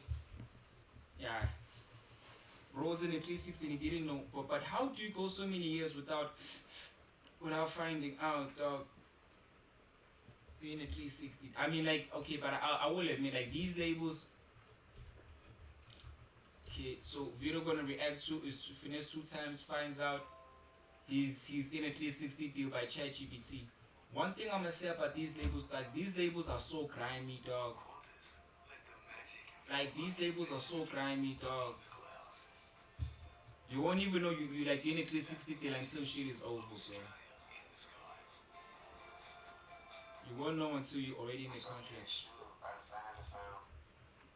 Shout out ChatGPT, man. ChatGPT is doing the Lord's work. AI is doing the Lord's work. My all-time contract. Got a lawyer to look over. When will this contract end? PDF. Our lawyers, like they don't really want to fuck with it. Like they fuck with it, but they don't really want to fuck with it. I got a couple people that have reached out to me, and I just sent it to them, man. I still don't trust this shit a whole lot. So, being sure, You would find out that, like, these lawyers, they're in bed with the record label, dog. So they're never gonna air out their business partners, dog. They're never gonna do that. ChatGPT. So it's my first time doing it. You ever use ChatGPT? I never use this shit. Everybody been encouraging me to try to use this shit, so I'm gonna try to. God damn. It's cold, bro. I haven't been breached. Now, this,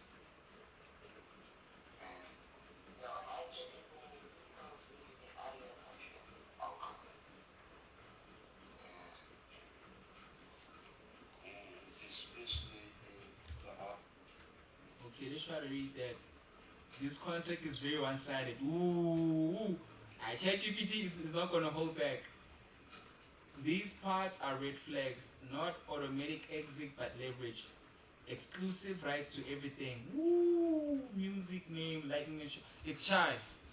That's the only thing I need to read. The fact that they own exclusive rights to your music, your name, your likeness in shows. That means they own everything. Masters own forever. In perpetuity. If you don't know what in perpetuity means, it means forever. Forever, ever, ever, ever, forever. Forever, ever, ever, ever, forever. They control decisions if y'all disagree. Automatic extensions options without your approval. You. Courts sometimes look at unconscionable contracts too unfair, especially if the artist had no legal advice. But this is not easy to win without a lawyer. Oh my god. I just had no proper legal advice, but this is not easy to win without a lawyer. So basically, You are Unit 360, my game. 5. Advance plus benefits could be used against you. They give you cash advance, jewelry, truck, private play. You. Damn. told me don't get a lawyer. He told me we ain't gonna need a lawyer.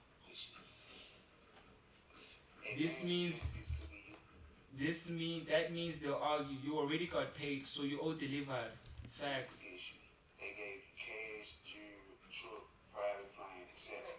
Yeah, all in payback or go along. It means they'll argue. Assignment clause, another trap. They can transfer the contract to another. Oh shit. That means they have the legal rights to sell your contracts without your knowledge, bro. They can sell your masters to another. It's like sometimes, like, you know what like a label would do, right? Sometimes a label will have you signed, right? And that label gets signed or it gets bought by a bigger record label. Let's say I own Plug Season Records, like, of course I own Plug Season Records, and I sign an artist to a 360 deal. Then I sell my company to Ambitious, or I sell my company to Rock Nation. Rock Nation then owns the contract, meaning they own the masters. They can do whatever they want to do with my career since they bought the label, the label. You know what I'm saying? So yeah. You already got paid, so you owe the Can't transfer or escape. You can't transfer or escape. that keeps you locked even if ownership changes. Yeah, that's what I just say. Real talk important.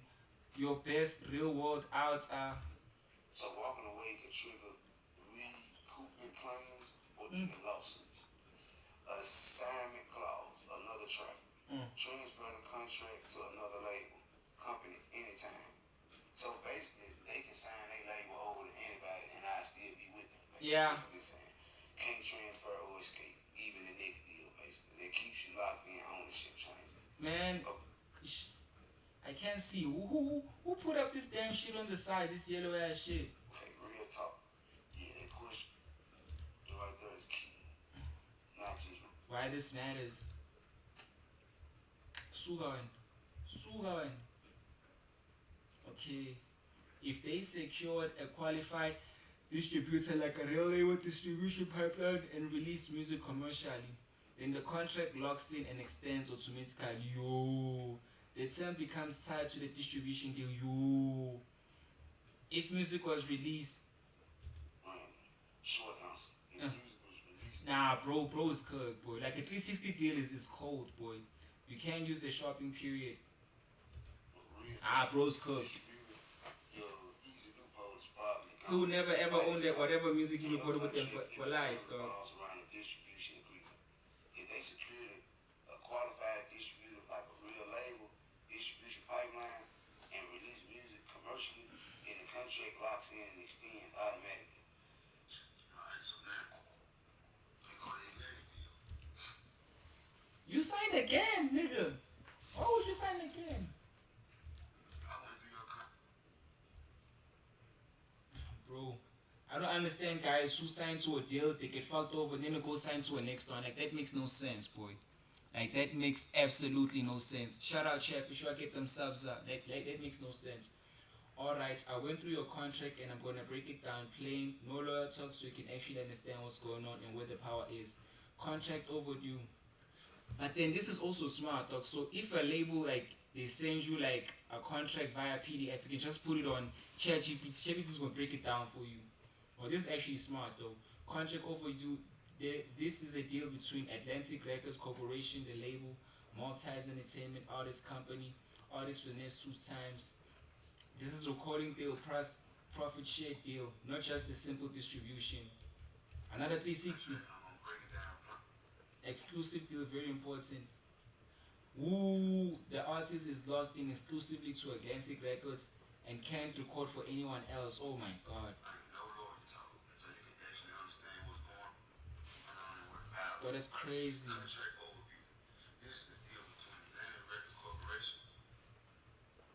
Yo. Label controls all music during the contract. Bro, I remember, dog, they also offered me, but it was like a local label. Obviously I wasn't gonna sign to no local label, dog. Like, I was not gonna sign to people which I have more knowledge on the music besides. Like, it was not gonna happen. I had more knowledge and I had more resources than them, so it made no sense.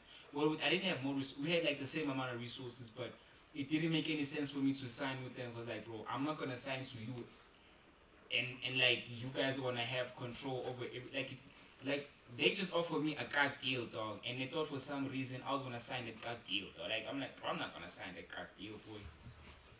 And it didn't have no money. No money. But you wanna own the master, man? Fuck out of here. I mean, I wouldn't sign even if like they would put some money on, but that was just the worst. Y'all finna give me a 360 deal without no money. Y'all niggas mad.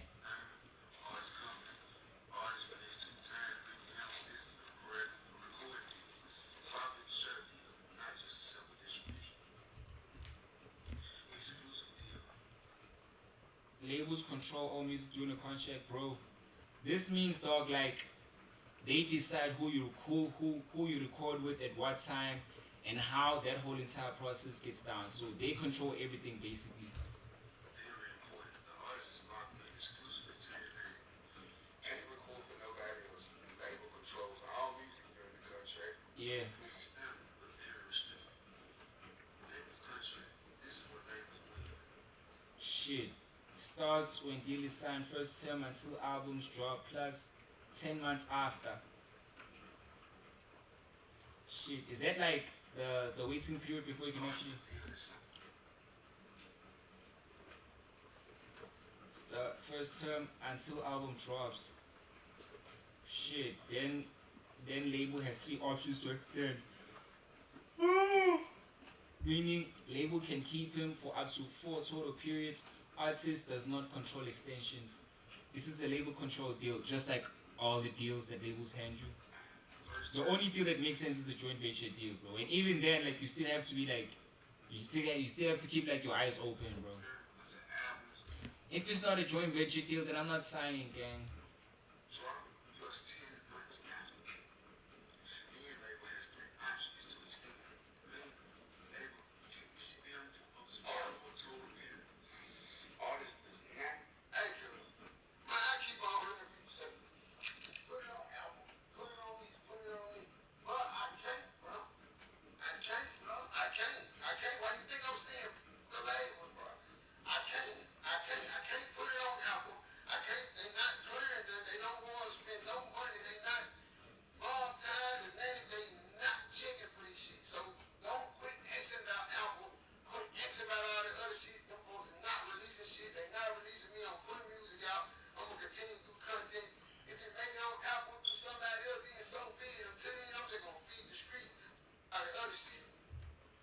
Bro, and the most painful part, dog, about signing, dog, is when you actually lose the ability to create music, because then like they have all of like the tape and everything. I mean, for me, bro, I can drop an album right now, dog, whatever flipping numbers it does, dog, I can still control the music, control the visuals, and control everything else, bro. But when you don't have any control, bro, that shit really fucks with you, bro. Like that shit really fucks with you, bro. Like that shit really fucks with you, bro.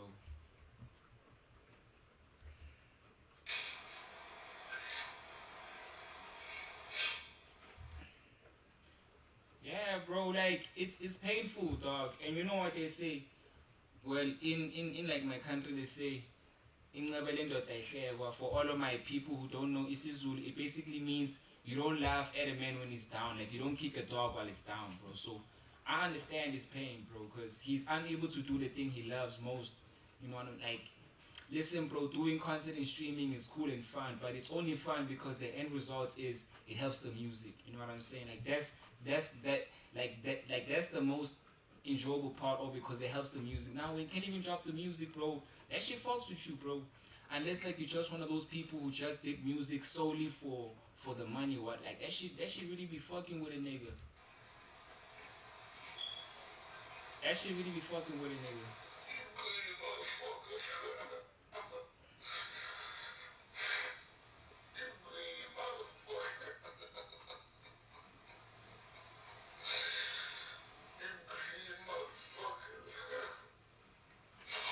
I shit finna fuck with you, gang.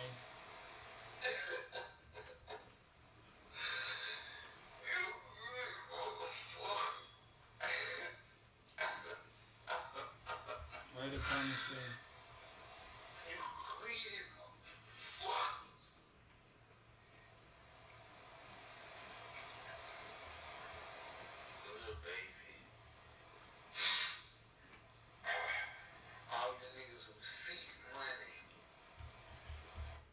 Man, that iced out handcuff bracelet hit different now. Hold your head up, yeah, man. You're gonna be okay. Hey, man, he's not gonna be okay anytime soon. These niggas own the music, bro. I felt every word he saw right, and I'm a Leo. Felt his pain and cut. This is some straight shit from a movie. Man, this is why I don't answer my phone anymore. Shit be pointless to talk to people that only want something that benefits their own needs. You gon' fuck around and put that M game down on the results of defying good God. I wish I don't even know he had a lawyer or folks with finesse. I always knew that family was evil, bro. Man. I never seek the money.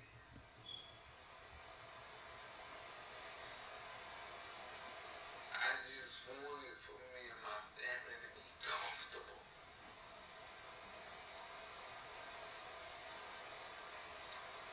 You niggas that made it about the money. It's always been about the money, bro. It's It's always been about the money.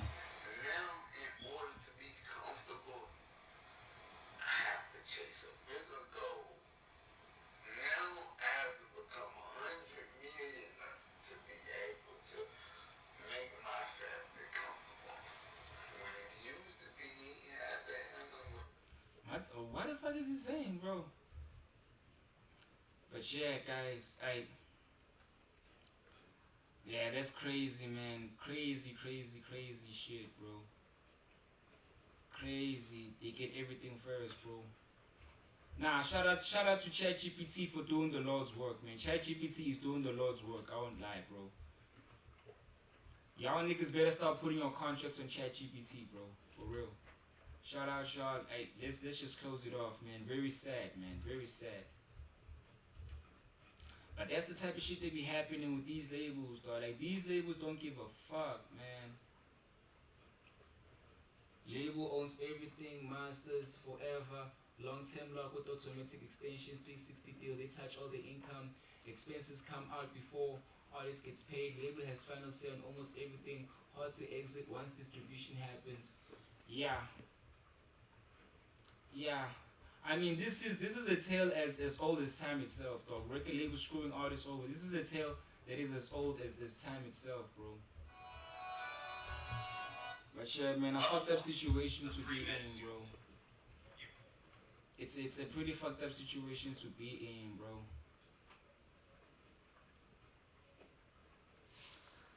It's a very fucked up situation to be in, bro. They shelved him too, bro. Yeah, I hear him. He's crying about not being able to release any music, bro. Bro, that's crazy, bro. Same thing that's happening to another producer here in South Africa called Zuchi Kokdo, bro. Like, he can't release music. He can't drop the album. He can't do nothing, bro. Like, the label straight up shelved the guy, bro. And he's one of, like, the best producers in the country, but they shelved him, dog. He also got signed to, like, a bad 360 deal, dog. So yeah, bro. That's crazy, bro. Like, that's crazy. You see my man? What's my money? What's my money? What's my money? You can't do it. Are you stupid? Are you stupid? Yeah, this guy's about to. Yeah, this is clickbait. I'm gonna react. Let the clippers do their clipping thing. I'ma come through tomorrow, do a reaction, bruh.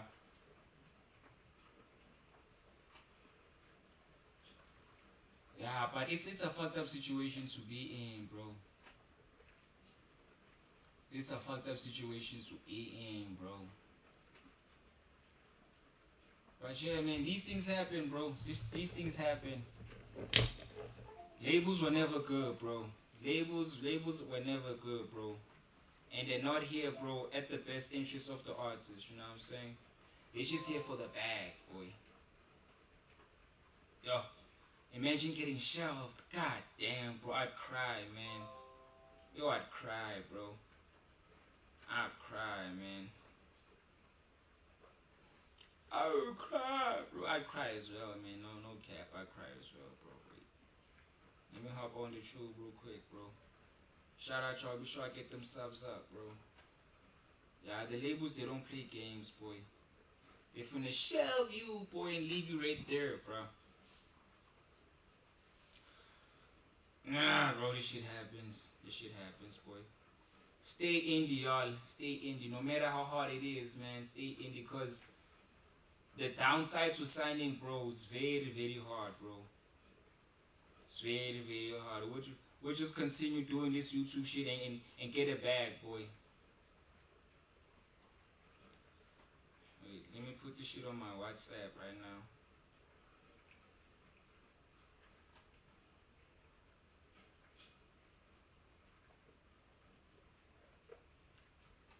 Let's go. Record labels are evil, my dog. Record labels are evil, bro. Record labels be evil, bro. And like the first two deals I got were just crap, but then it's like, you know, I mean, like I wouldn't call those like deals per se, but yeah, those first two deals were crap, bro. crab 2 deals, bro. Hold up. Let me see what else we can put in here.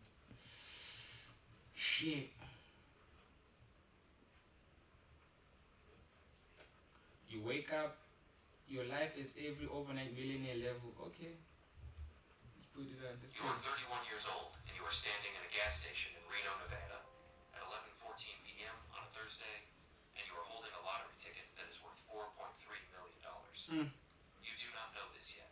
You are standing in the fluorescent light checking the numbers with the particular defeated attention of someone who has been doing this for 8 years and has never won more than $12.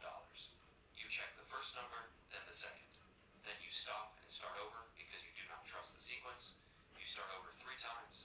The third time you reach the end and the numbers are the same as the first 2 times and the ticket is worth $4.3 million. Ooh, god You put damn. the ticket in your shirt pocket, you buy a bottle of water, you drive home, you do not speak. Your apartment is a 1-bedroom in a complex near the university where you work as an administrative coordinator in the registrar's office. $41,000 a year. You have $1,800 in checking, $340 in savings, and $23,400 in credit card debt accumulated across 6 years of being 31 before you were actually 31. The furniture, the car repair, the medical bill, the months where the math did not close and the card was what closed it. You sit on the couch, you hold the ticket, you do not call anyone, you sit with the ticket for 2 hours in the dark. Not because you are calm, because you are trying to locate in a body that has never had a reason to locate it, the appropriate response to a number that large, arriving without warning at 11:14 p.m. on a Thursday. The appropriate response does not arrive. You go to bed, the ticket is under your pillow, you sleep for 22 minutes. This is your life at every level of money that arrives before you are ready for it. Not earned, arrived. The difference between building and receiving. What happens to a person when the number changes overnight and the person has to catch up to it? Every decision made too fast, every relationship tested by a new variable, every version of yourself that the money creates before you can decide who you want it to be. Level 1, the ticket. You tell no one for 11 days. Not your mother, not your best friend Marcus, not the woman you have been seeing for 4 months named Diane who works at a plant nursery, and who you will eventually tell, and whose response will be one of the 3 things that defines everything after. You tell no one because you have read enough about lottery winners, a category of person you have studied with the abstract interest of someone who plays the lottery seriously, which is to say foolishly, to know that telling people is the event that cannot be undone. You hire a lawyer first. You find her through the state bar referral service. A woman named Patricia Chen who does estate planning Hold up, and man. asset I'm still protection, I'm still and who has doing this consulted thing on right 3 here. previous lottery matters in Nevada, and who meets you in her office on Tuesday and speaks to you for 90 minutes with a precision that is, in the current circumstances, the most comforting thing imaginable. Patricia explains the lump sum versus annuity decision. Lump sum, $2.7 million after the lottery's reduction. Federal and state taxes, approximately 40% combined. Net, $1.62 million. Annuity over 26 years. Higher total. Yes, sis. This thing takes 40%, dog. God damn. God damn. You are exhausted, and it has nothing to do with Wait, how did I play another video? God damn, boy. The months where the math did. This is your life. Who works at a plant nursery, and who you God damn, bro. to know that telling people is the event that cannot be undone. You hire a lawyer first. You find her through the state bar referral service. God damn, A bro. woman named Patricia Chen who does estate planning and asset protection, and who has consulted on 3 previous lottery matters in Nevada, and who meets you in her office on Tuesday and speaks to you for 90 minutes with a precision that is, in the current circumstances, the most comforting thing imaginable. Patricia explains the lump sum versus annuity decision. Lump sum, $2.7 million after the lottery's reduction. Federal and state taxes, approximately 40% combined. Net, $1.62 million. Annuity over 26 years. Higher total but taxed annually and dependent on your living to collect it. You take the lump sum. $1.62 million wired to a new account at a bank Patricia recommends, separate from your existing accounts. Under a trust structure she sets up in 8 days. The trust costs $4,200. Patricia costs $380 per hour for 12 hours of work. Total legal fees, $4,560. The $4,560 is the best money you will spend in the next 2 years by a margin that is difficult to calculate because the alternative, no structure, no protection, the money sitting in your name in a regular account, has a cost that plays out in slow motion over months.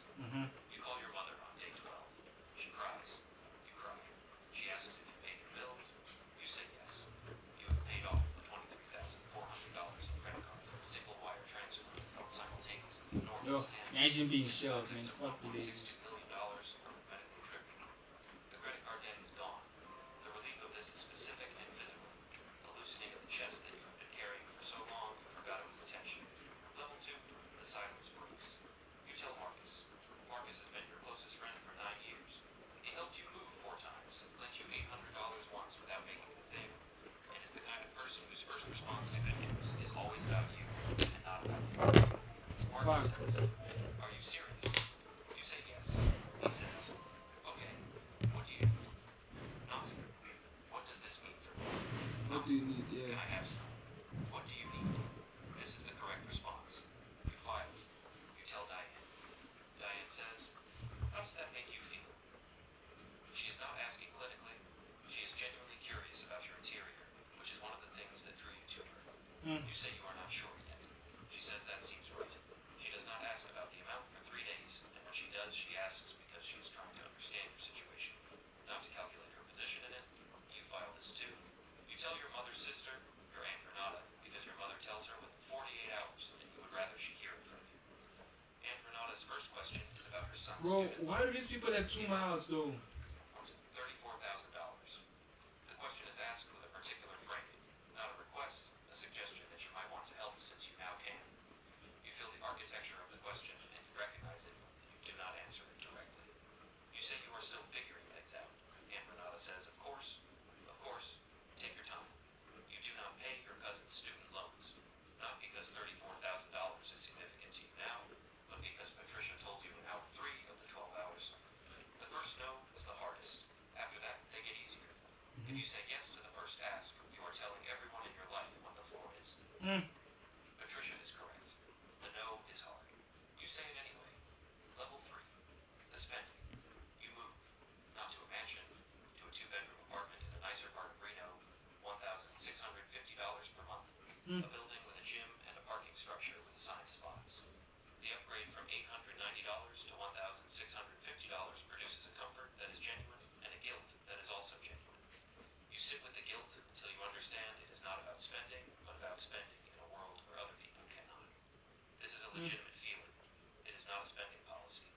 You buy a 2021 Honda Accord, $24,000 cash. Not a Porsche. Not because you cannot afford one, but because a Porsche is a statement and you are not ready to make statements. You quit the registrar's office. 8 weeks notice. You finish the semester cycle, train your replacement, and say goodbye properly. Your supervisor Linda tells you she hopes you find what you are looking for.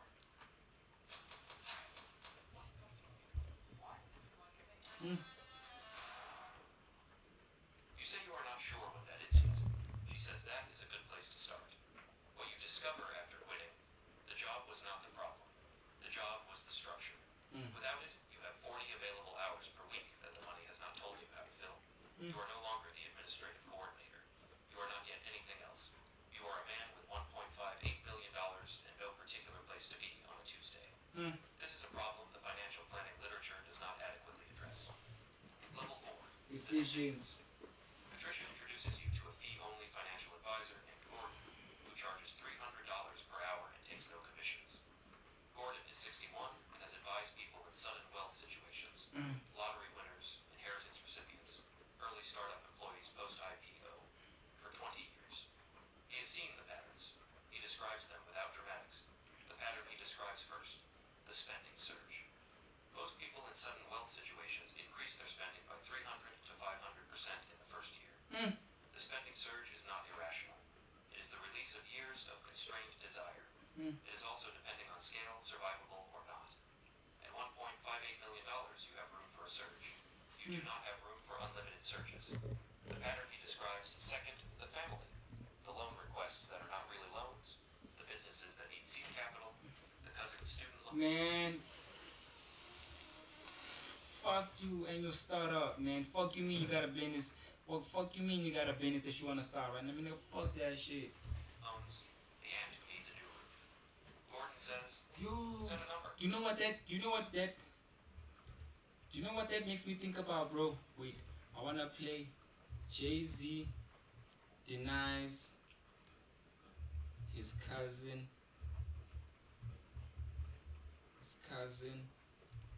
Is that how you write cousin, bro? His cousin alone. This makes me think about when Jay-Z denied his. Is that how you're not alone, bro? Now I wanna see, you wanna look like a retard on live stream, gang. Come on, bro. Let's do this the right way, boy. Same videos, yeah. Yeah.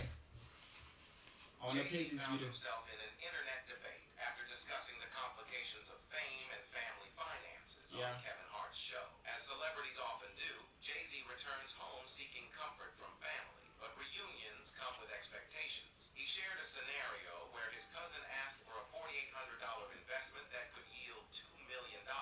Despite his $2.5 billion net worth, Jay-Z expressed skepticism, saying money isn't free and opportunities don't just appear. The viral clip sparked debates on social media about whether Jay-Z should have easily spared such a small sum for No. family, given his vast wealth. Some felt $4,800 was pocket change to a billionaire and that he should help struggling relatives. Never. But others defended Jay-Z, arguing it wasn't about the amount, but setting boundaries and managing expectations. Jay-Z's hesitation touches on the complex nature of fame, family, and finances. Even for the ultra-wealthy, money and relationships can be a tricky pairing.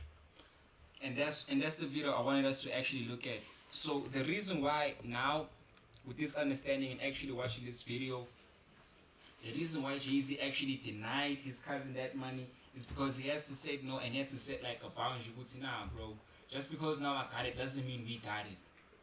Just because I got it doesn't mean we got it. Forget Julia's investment tips. With IG, you can enjoy up-to-date insights, analysis, and tools. IG, trade, invest, and progress. Oh my god.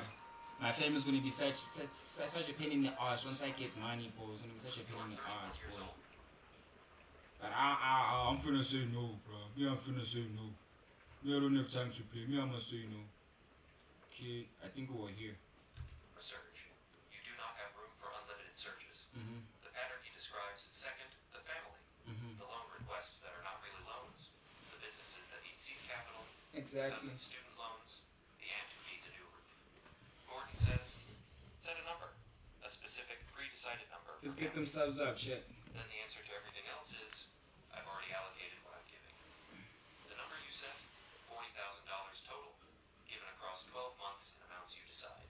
This feels small relative to what you have, and large relative to what you grew up near, and you sit with this discomfort and do not resolve it. Only manage it. You invest $900,000 in a diversified portfolio Gordon constructs. 60% equities, 40% bonds, rebalanced quarterly, expense ratios under 0.10%. Mm-hmm. You keep $400,000 in a high-yield savings account as liquidity. The remaining $280,000 you have already spent, the car, the apartment deposits, the legal fees, the credit cards, family assistance, and a trip to Portugal with Diane that costs $8,400 and that you will remember for 20 years. The invested $900,000 at a 7% average annual return will double approximately every 10 years. You are 32. You do the math. The math is the first thing about money that makes you feel something other than anxiety. Level 5, the relationship. You and Diane move in together. Her apartment combined into a new place, a house this time, rented, $2,200 per month, a yard, a neighborhood where the streets have trees. The decision is made because you want to live with her and not because the money makes it possible, which is the important distinction and the one you are careful to maintain because money can fund decisions and it can also disguise the real reasons for making them. The money becomes a variable in the relationship in ways that require management. Diane makes $38,000 at the nursery. She does not make less than she made before you wanted, but relative to you she makes less than before in the ratio sense, and the ratio changes things even when the absolute number does not. You pay more of the shared expenses. This is your idea, not hers. She accepts it after a conversation in which she names her discomfort clearly. She does not want to feel like a dependent. You say you do not want her to feel like one. You find a structure. You pay rent and utilities. She pays groceries and personal expenses. That is not mathematically equal and is emotionally functional. She also has opinions about the money that are not always comfortable. She thinks the Portugal trip was too expensive for 8 days. You spent $8,400 on it. It was $4,200 more than you would have spent before the ticket. She is not wrong that the $4,200 differential represents a shift in how you move through the world. She is not wrong that the shift requires both of you to recalibrate together rather than you recalibrating alone and expecting her to follow. You propose since month 8, and you wait because the money is too recent, and a proposal 6 months after winning $4.3 million is a proposal made inside an event, and you want to make it on the other side of the event when the ordinary shapes of your life together are clearer. She says yes. The ring costs $4,800. It is not a large ring. It does not need to be. Level 6. The identity. The question you avoid for 2 years and cannot avoid after them. Who are you now? Before the ticket, you were an administrative coordinator with $23,400 in credit card debt, and a life that was, by most measurable standards, ordinary and constrained, and pointed toward a retirement at 67 on a state pension and Social Security. The ticket did not change who you were raised to be. It changed what the constraints were. And the removal of constraints, it turns out, is not the same as freedom. It is the beginning of a harder question.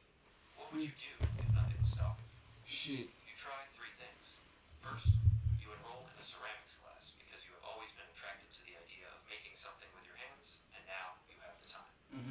The ceramics class produces 12 lopsided bowls in 6 months, and a genuine enjoyment that has nothing to do with money and everything to do with the specific satisfaction of a thing made from clay by your own hands. You continue it for 2 years. Second, you attempt to start a small nonprofit focused on financial literacy for first-generation college students, based on your own experience of arriving at 31 with credit card debt that a single financial literacy course at 22 might have prevented. The nonprofit stalls at the incorporation stage because running a nonprofit is a job, and you have discovered that you are not, in the absence of obligation, self-directing about work. You need the structure. The registrar's office was not the problem. The absence of the registrar's office is the problem. Third, you get a part-time job. This surprises everyone, including yourself. You work 20 hours per week at a small architecture firm as an office administrator, $22 per hour, $22,880 per year. That way you don't spend your You do not money. need $22,880. You need to be somewhere on Tuesday mornings with a reason to be there. Level 7, the accounting. 5 years after the ticket, you sit with Gordon for the annual review. The portfolio is at $1.31 million. It's growing, The boy. original $900,000 has grown at 6.8% annually, better than the conservative projection. The high-yield savings account holds $290,000. The house you and Diane purchased 2 years ago, your first owned property, $340,000, 20% down, has appreciated to $390,000. in a Smart market that money moved in your moves. favor Smart without money your moves. engineering. Total net worth, approximately $1.87 million. You are 36. 5 years ago, you had $1,800. I won't lie, this guy actually made like the smart money moves. Most people, they blow through that whole entire check without checking with no financial advice or anything. They just move through life however they move through life. Oh, shout out Mazette. What's popping, Mazette? Shout out, shout out. And haven't even done the shout outs, man. Crazy. Fuck.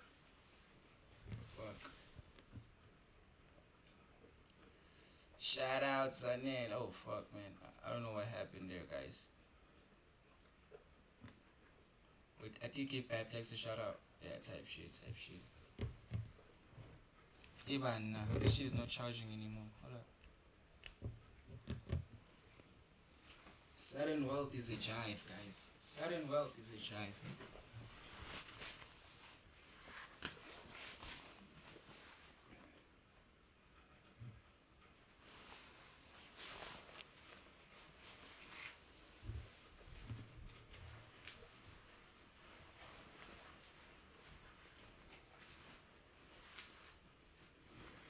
Huku nambia. Wish we not the same. Fuck nigga, stay in your lane. Checking and $340 in savings, and a credit card debt that felt permanent. What is this? Gordon says the portfolio is healthy. He says the spending has been disciplined. Not miserly, disciplined. You have spent on the things that produce lasting value. The house, the trip to Portugal, the ceramics equipment, the part-time income that gave you structure. Yeah. You have not bought the Porsche. You have not renovated a bathroom you do not own. You have not funded a cousin's business idea or paid for an aunt's roof or said yes to anything that was a request masquerading as a suggestion. You have given $40,000 to family over 5 years, as planned. Your mother received $20,000 of it. She used $14,000 to pay off her car and $6,000 to take a trip to the Philippines, her first time back in 19 years. She sent you a photograph from the province. She is standing in front of a house you have never seen, with people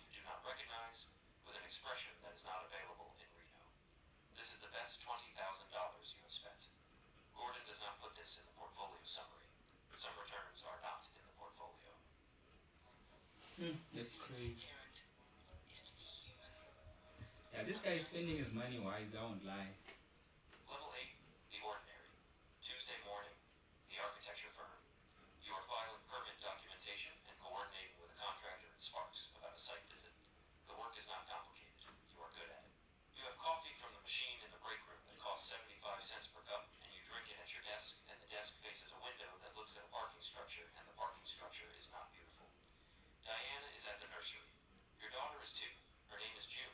She has Diane's eyes and your stubbornness, which is Diane's observation, and which you accept, because you have been sitting with the evidence of it for 2 years. The evidence is persuasive. June goes to a daycare near the house. Oh, how funny. On Fridays, you take her to the ceramics studio, which has a children's program on Friday mornings. She smears clay. You fire the bowls she produces and keep them on the kitchen shelf where they are. Objectively, the best things on the shelf. The ticket is in a box in the bedroom closet. You kept it. Patricia said you could throw it away after the claim was processed and the funds transferred, that it had no legal value after that point. You kept it anyway, not as a trophy, as a record. A physical fact of a Thursday night at 11:14 p.m. when the numbers aligned in a configuration that changes the shape of an adult life. You are not the overnight millionaire of the stories told about overnight millionaires. You did not buy the mansion or the boat or the car that makes statements. You did not lose the money in bad investments or family loans or the particular recklessness of a person who cannot locate themselves inside a number that large. You did not become someone else. You became a more financially secure version of the person who stood at the gas station and could not speed on the drive home. Marcus is coming for dinner on Saturday. He will make pasta. He will bring wine that costs $14, the same price he's been bringing wine for 9 years. Because Marcus is Marcus, regardless of what is in your account, which is why you told him first, and why you filed his response in a place you still carry. The portfolio is compounding. June is smearing clay. The Tuesday is ordinary. After 5 years of learning what to do with a Thursday night that should not have happened, the ordinary is the point. The ordinary is what you were trying to protect when you drove home without speeding and put the ticket under the pillow and sat in the dark trying to find the correct response. We're not the same. There's only what you do next. You finish the coffee, you file the permit, you go back to home.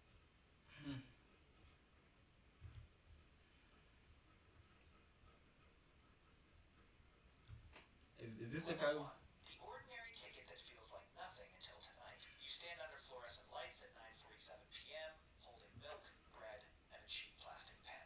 The gas station smells like coffee. Nah, all these people, they didn't close that 1 mind, years bro. old, and you are standing in a You gas must hide. Level 1. The ticket.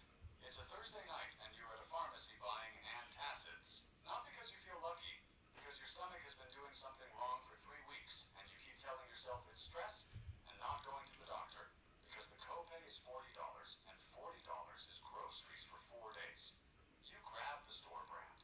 You stand in line behind a woman returning something and the line doesn't move for 6 minutes. There's a lottery display at the register. The jackpot sign says $318 million. The number is printed in red on a yellow starburst the way carnival prizes are labeled. You have seen this display 100 times. You have never bought a Bitch, ticket. we're not the You've always same. done the math. Fuck niggas, stay in your lane. 1 in 292 million? You'd be better off lighting the money on fire. At least you'd be warm. But the line still isn't moving, and the number is right there. And you have had the kind of week that makes a person need something to hold on to, even if it's made of nothing. You buy 2 tickets, $4. You hand the cashier your debit card and watch the transaction go through, and feel the specific anxiety of someone who checks their balance after every purchase. Because the buffer between you and overdraft is not a buffer, it's a prayer. You put the tickets in your coat pocket, you go home, you take 2 antacids and watch television until you fall asleep on the couch because your bed is in the room with the broken radiator and it's February. The tickets are in your coat pocket on the floor for 2 days. You find them Saturday morning when you're looking for a receipt. You pull them out with the lint and a gas station straw. You check the numbers on your phone with the same energy you'd use to check if you left the stove on. Your brain stops. You check again. You put the phone down. You pick the phone up. You go to the lottery website directly because maybe the app is wrong. The numbers are the same on the website. The numbers on the ticket are the same as the numbers on the website. You are sitting on your kitchen floor. You don't remember sitting down. $318 million. All 6 numbers. Yours. You don't scream. You don't cry. You make a sound that is not a word. Something between a gasp and a laugh that you will never be able to reproduce.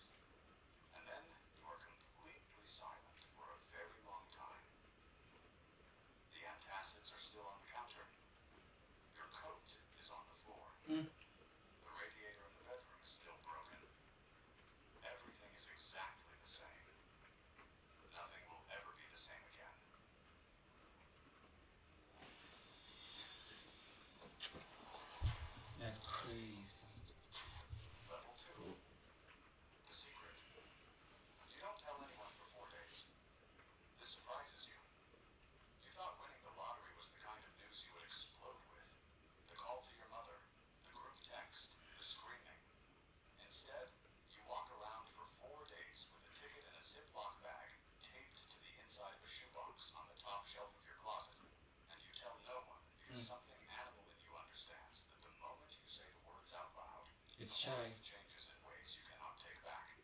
You go to work Monday. You sit in your cubicle. You attend a meeting about quarterly projections. You eat a sandwich at your desk. Your coworker Janet complains It's a about different the feeling, I party's won't situation. lie, bro. Shit's a different feeling, bro. Shit's a different feeling, bro.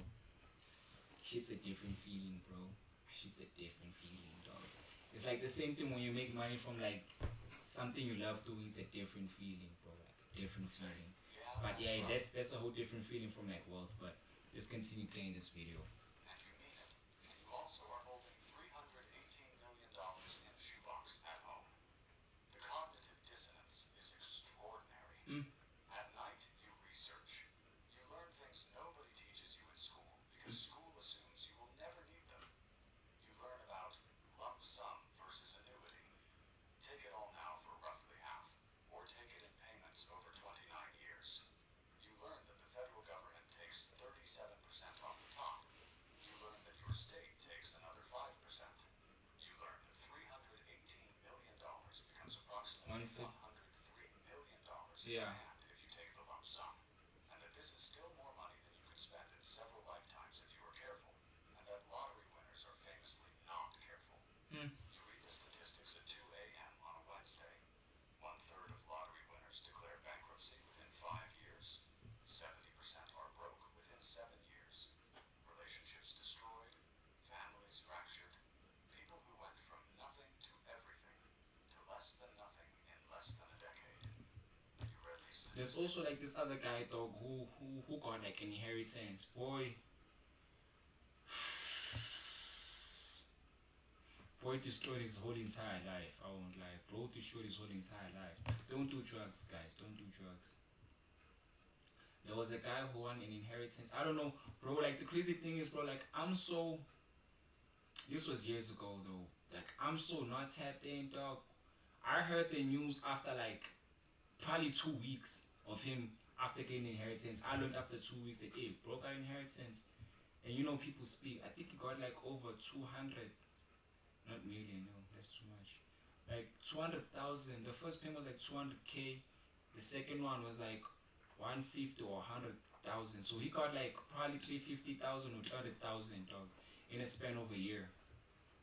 Imagine, dog, going from not having any money, dog. Some nights you're gonna you should not eating any food because you don't have any money, dog. Then you're up that much. Come on, bro. Bro just went crazy with that amount, bro. Ticket in your hand.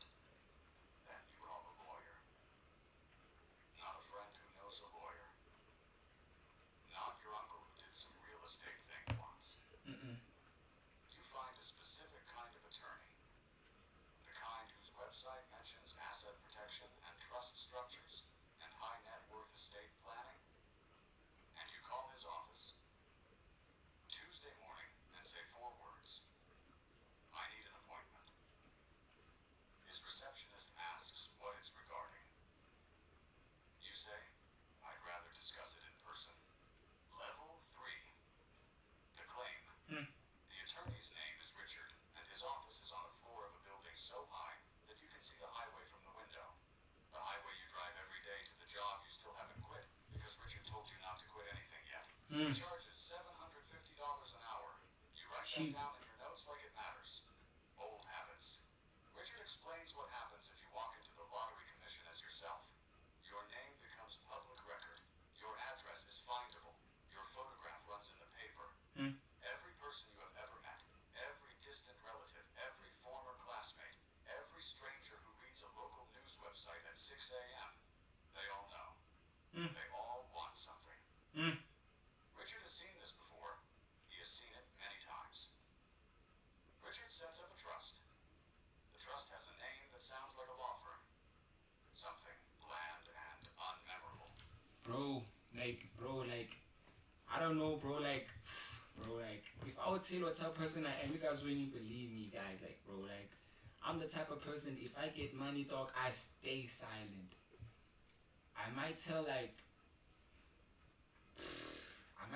2 to 3 people, dog, max, but I'm not gonna tell everyone, like, nah, I don't do that shit, dog, cause I have a very Bro, like, I understand, though. Like, I've always been the type of person who was viewed as a cash cow, dog. Even back then when I had a job, like, people always view me like a cash cow. So when the money came, I was like, my dog. So even when I get rich off of like this whole YouTube and music thing, I'ma still keep quiet, bro. Like, nothing is happening, boy. Trust claims the prize. Your name stays off the paperwork. In 2 states, this is not possible. In yours, it is barely possible. And Richard has done it before, and you are grateful for this in a way that costs you $4,200 in legal fees and is worth 10 times that. The Lottery Commission office smells like a DMV. Drop ceilings, fluorescent lighting, a woman behind a desk who scans your ticket with an expression that suggests she has done this on a Tuesday afternoon before and will do it again. You fill out forms for 3 hours. You choose the lump sum, $318 million. After lump sum discount, $150 million. That's still a lot. After federal taxes, $100 million. After state taxes, $94.3 million. Richard told you this would happen. He drew it on a whiteboard with neat arrows showing each deduction. You nodded and said you understood. Sitting in that office, watching the numbers subtract, you understand it differently. You are watching $224 million disappear on paper and arriving at a number that is still incomprehensible and somehow also feels like a loss. You have been a millionaire for 45 minutes and you are already grieving money you never had. The wire transfer will take 5 business days. You drive back to your apartment. Go back to your The job. radiator is still broken. Yeah. You have a lease through April. You go to work the next morning because Richard said don't change anything yet. And you are going to do exactly what Richard says. Level 4. You gotta lawyer up, boy. The calls you told your mother. You told your sister. You told your best friend Darius, who is the only person on earth you trust completely. You told them not to tell anyone. You said this clearly. You said it twice. Your mother told her friend Lorraine within 6 hours. Lorraine told Lorraine's daughter.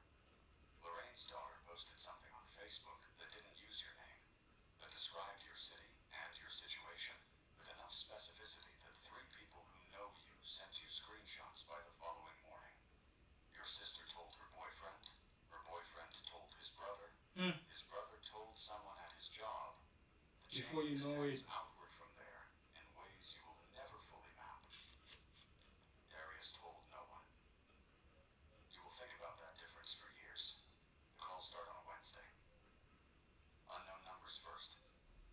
Journalists, probably. Maybe just curious people who heard from someone who heard from someone. Don't You pick up. decline them all. Then the numbers you recognize. People from high school you haven't spoken to since graduation. A cousin who came to your grandmother's funeral 8 years ago. And 8 hasn't years been in ago. contact since. 8 years. Someone who used to Nigga, 8 years ago, nigga, the fuck? Nigga, fuck you mean, nigga, after 8 years you gonna hit me? Nigga, don't fucking hit me up. What the fuck is this? date your college roommate. The structure of each call is identical. Warmth, congratulations. A pause. And then the thing they called for. Ask you for some shit. Delivered at varying levels of directness, depending on how well they know you and how much shame they have. Your childhood friend Marcus needs $15,000 to avoid losing his car. He will pay you back. He says this 4 times. Your aunt's church is doing a building renovation, and she thought of you.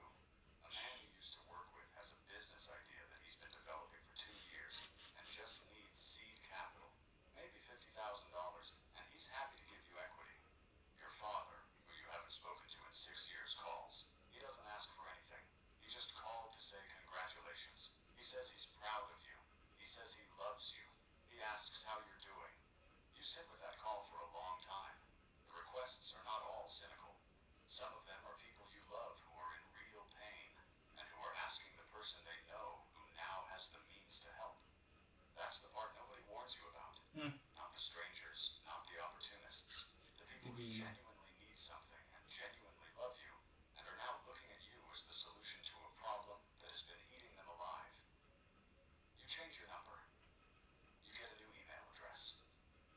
You stop going to the gym you've gone to for 3 years because someone told someone, and now people you don't know are nodding at you with the particular knowing nod of a person who wants you to notice that they know.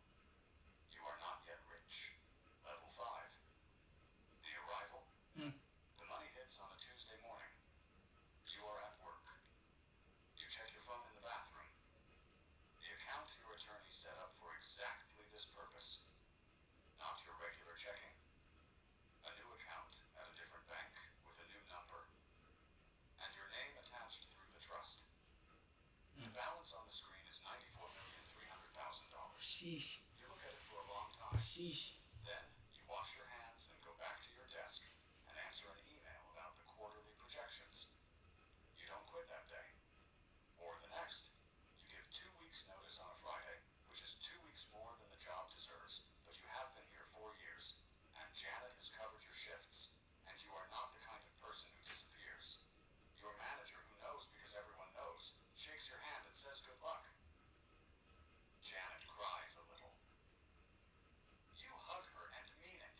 You drive out of the parking lot for the last time, and you feel something that is not quite freedom and not quite grief, and is maybe both of those things at the same time mixed with the specific disorientation of a structure collapsing that you built your days inside. Monday arrives. You have nowhere to be. You make coffee. You sit at the kitchen table. The apartment is the same apartment. The radiator is still broken. You could fix it now. You could buy the entire building. But you haven't moved yet because Richard said don't make major housing decisions for at least 6 months. And you are still doing what Richard says. The money is in an account. Your money. $94 million. It doesn't feel like anything yet. That's the thing no one tells you. It doesn't arrive with a feeling. The number on the screen is the same kind of unreal as the number on the ticket. Your brain has no hardware for this. You keep waiting to feel the thing you were supposed to feel when you bought the ticket. You feel nothing. Relief, the freedom, the arrival at some destination you've been traveling toward your whole life. Feel nothing. You feel like yourself. Same apartment. Same coffee. Same window with the same view. Just with a number and an account that your brain will spend years trying to make real. Level 6. The spending. 6 months in, you buy a house. $2.4 million. Sure. 6 bedrooms. A yard with actual grass. A kitchen with an island and a range that costs more than your first car. You walk through it on a Saturday with a real estate agent who treats you with a deference that feels wrong in your body, and you write an offer that afternoon. Because you can, and because you have spent 34 years not being able to, and because the feeling of being able to is intoxicating in a way you are not yet managing carefully. You move in. Your footsteps echo on the first night. The guest rooms are empty. The formal dining room, which you bought because it was there, will never be used for a formal dinner. You eat cereal standing at the kitchen island because the kitchen table you grew up eating at didn't survive the move. You buy a car, then another car. Yo. You fly somewhere first class, and the seat folds into a bed, and a flight attendant calls you by name, and Yo. you eat food at altitude that costs more than your old weekly grocery run. And you feel the feeling, the real feeling, the one you were waiting for, the one the ticket promised. It lasts for the duration of the flight. Then you land and get in a car service and check into a hotel where the room costs $1,100 a night. And the feeling is smaller than it was on the flight. Not gone. Smaller. This thing is gonna blow through all these racks. $40,000 in the first year. That is more money than you made in your entire working life before the ticket. It feels like nothing against $94 million. Your financial advisor, you have one now. A firm recommended by Richard. 2 men in suits who show you charts and talk about risk-adjusted returns. Tells you to be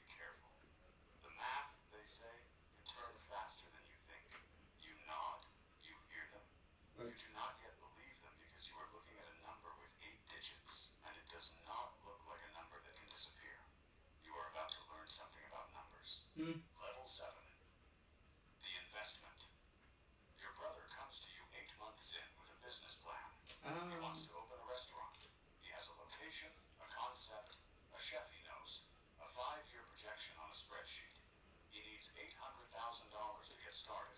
He says he'll pay you back. He says he'll give you equity. He says it's going to be the best decision you ever made. Ask your financial advisor, though. Why aren't you taking these decisions too, Richard, or your financial advisors? Like, you got them boys for a reason, though. Use them boys. You got them for a reason. What's up with this guy? You give him $800,000. You give him $800,000 because he is your brother. Mm. You have $94 million, and the math makes saying no feel like cruelty. You give him $800,000 because the financial advisor told you not to, and you are tired of being told no by people you pay to tell you things. Yo. You give him $800,000 because you want to be the person who said yes, who showed up, who used the money for something that meant something. Oh, that's crazy. Bros wanna blow. Opens on a Friday night with a party that costs $40,000 that you also pay for. Mm. It is beautiful. The food is excellent. Your brother is behind the bar, shaking hands, and he looks like the happiest person alive. And you stand in the room that your money built, and you feel something that is close to what you were waiting for. The restaurant closes 19 months later. The reasons are complicated. A bad location, a manager who stole, a lease renewal that came in $6,000 a month, higher than projected, a review in the local paper that was mixed when it needed to be glowing. Your brother calls you from the parking lot on the last night, and his voice is the voice of a person whose dream has just been removed from the world. He needs more money. Not $800,000, just $200,000. Just to regroup. Just to figure out the next thing. Tell that nigga no. You have already lost $800,000 What's plus 200? the party plus $120,000 in additional loans over the 19 months when things were going badly but not yet closed. You say you can't do it right now. He asks why not. You say the advisors have your assets structured in a way that makes a large liquid transfer difficult at the moment. This is partially true, and partially you not knowing how to say the real thing. The real thing is, I gave you $1 million and I'm afraid. He doesn't speak to you for 5 months. Fuck He that speaks to nigga. you again. It's different. Something changed in the 19 months and the 5 months after, and it never fully changes back. Level 8, the erosion. 3 years in, you have $61 million.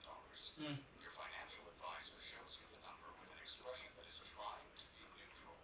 You have spent or lost $33 million in 3 years. Yo. The houses, you bought a vacation house, a mistake, because the carrying costs alone run $180,000 a year. The cars, the trips, the restaurant, 2 other investments that went wrong in quieter, more bureaucratic ways. The legal fees, someone sued you over a business dispute that wasn't really a dispute. It was a calculation, and the calculation was that you'd settle rather than litigate, and the calculation was correct, and the settlement was $620,000. Ha ha ha. You are being sued again. Different person. Same math. Richard says this is normal. People with money are targets.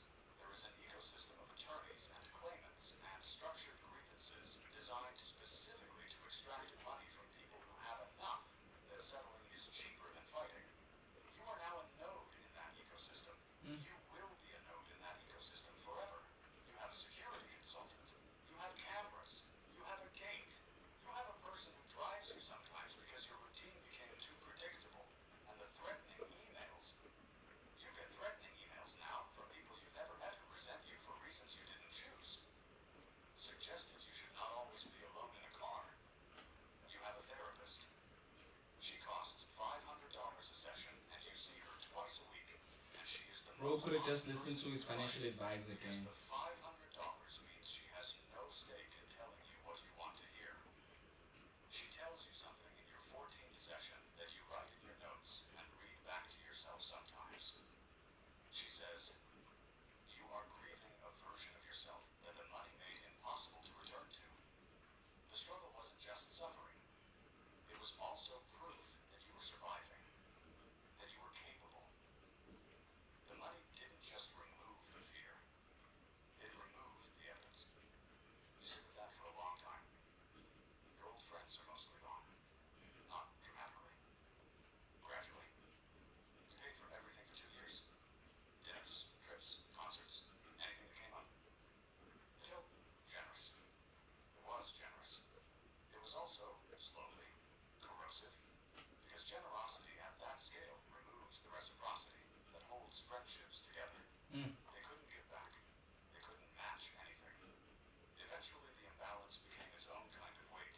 stopped calling and you told yourself they just wanted your money. But the truth is more complicated than that, and you know it. Darius still calls. He never let you pay for things. He argued every time. He split checks that were embarrassing to split. He is the only person from your before life who still feels like your before life. Mm. You have dinner with him on a Thursday, and he asks how you're doing, and you tell him the truth for the first time in a year and a half, and the truth takes 40 minutes to say, and he listens to all of it and says nothing useful, and it is the most useful conversation you have had in 3 years. Level 9, The Reckoning. 5 years after the ticket, your financial advisor sits across from you with a document. Your net worth is $27 million. You have spent or lost $67 million in 5 years. He shows you a projection. He shows it to you slowly, the way you show something difficult to someone who needs time to understand it.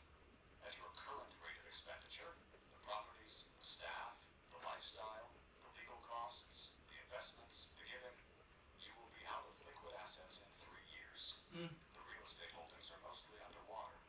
You bought in peaks, and the market moved, and you cannot sell without taking losses that will accelerate the timeline. You say, $27 million is still a fortune. People work their entire lives for less than that. He says, yes, and you're spending it like someone with $94 million. He's right. The habits are structural now.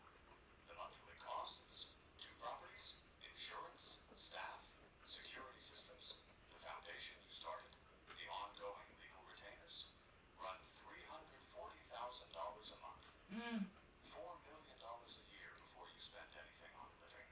The lifestyle that felt modest relative to $94 million is catastrophic relative to $27 million, and the number is still going down.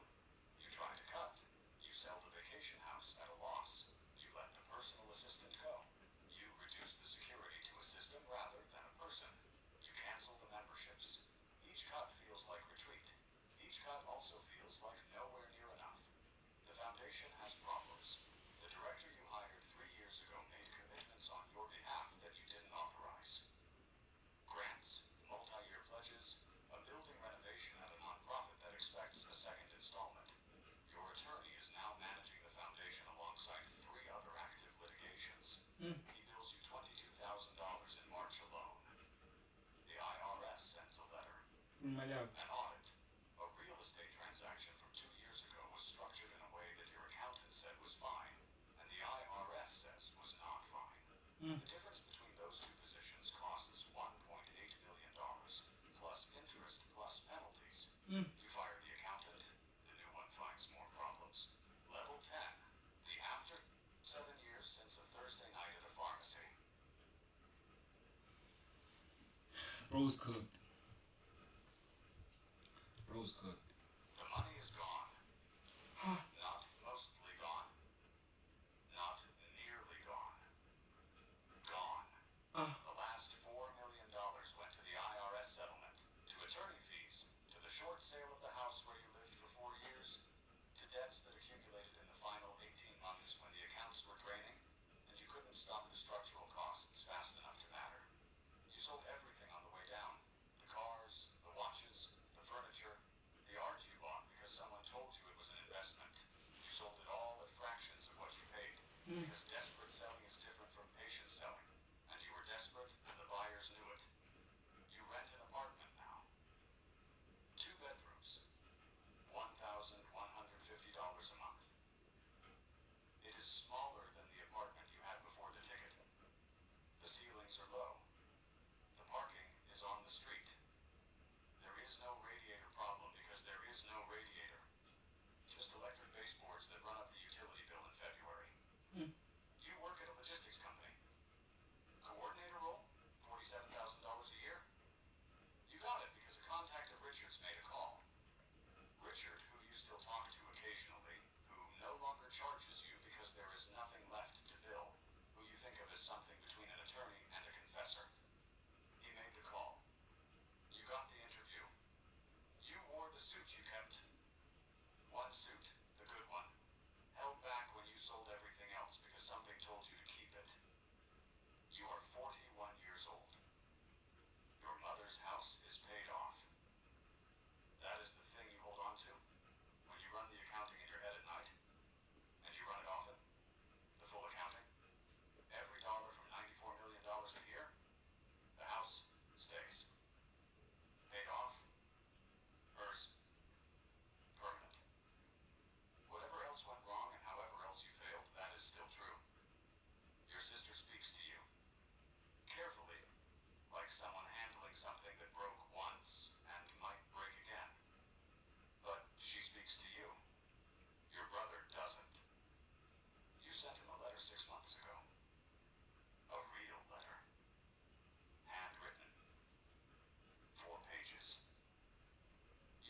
things you couldn't say in the years when the money was between you. The things about how it felt to give everything you had and have it not be enough. And also the things about how you understand why it felt that way to him. And also the thing that is the hardest sentence you've ever written, which is, I'm sorry it went the way it went. I don't know what I would have done differently. I think about it. He didn't write back. Darius comes over on Sundays. You watch football. You drink beer that costs $9 for a six-pack. He doesn't talk about the money. He never talked about the money. He is the same as he was when you had $94 million, and the same as he was when you had nothing. And you understand now that this sameness is the rarest thing in the world, and you fail to understand its value when everything else was louder. You drive past the pharmacy sometimes, the one where you bought the ticket. Same building, same fluorescent sign. The lottery number on the display inside is different now. Some other jackpot, some other impossible number in a red starburst. You watch people stand at the counter and buy their tickets and fold them into their wallets, and walk out with that small, warm weight of possibility. You know something about that weight now. You know what it costs and what it doesn't buy, and what it does to the rooms of your life. You don't stop them. You don't go in. You don't say anything. What would you say? That the money was real? That the freedom was real? For a while? That some of what you bought with it was worth having? And some of it was chasing the feeling Crazy, that bro. moved every time you got close? Crazy, bro. That the people who stayed are still there, and the people who left were already leaving in ways you couldn't see? That the worst part is not the money being gone. The worst told part this is guy, knowing bro. what was lost that the money didn't take. What you handed away yourself. In fear, in bad judgment, in the ordinary human failures that $94 million turned from small mistakes into enormous ones. I told him, dog. I The told ticket him. was not the beginning of a better life. I told him. It was the beginning of a different life. Whether different was better is a question you are still inside of. You don't know the answer yet. Maybe you won't from this side of it. You drive home. The apartment is quiet. The electric baseboard hums in the corner. There is food in the refrigerator, and the rent is paid. And tomorrow you go to work and do the work and come home. It is ordinary in a way that feels, on most days, like enough. On the days it doesn't feel like enough. And there are those days. There will always be those days. You sit with it. You know how to sit with things now. That might be the only thing the whole wreck of it left you. Crazy, dog. Me, dog, when I saw him like buy a crib, buy two cars and go on a first class ship, I know it's Chai. I knew it was Chai. I knew it was Chai. I just knew it was Chai. Okay.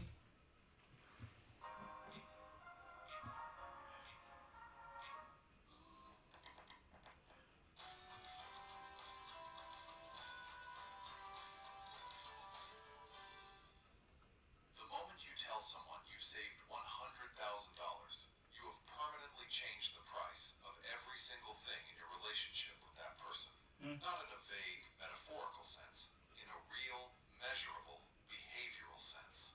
You've moved an invisible line inside their head, and inside yours, about what's fair to expect, what's normal to spend, and who should be picking up the check at dinner. And here's the part that is actually going to cost you money. The bigger the number you reveal, the more bigger. expensive that revelation becomes. Bro, you gotta keep quiet. When it comes to money, you must close your mouth, boy. Close your mouth. Close your mouth, yeah. A lot of people ain't trying to close their mouth. This phone charging. Nah, this phone's charging, bro. You don't tell people about money, dog. You gotta keep quiet, my dog. Volume low. Not because people will steal from you, but because you will change. Your spending changes. Your behavior changes.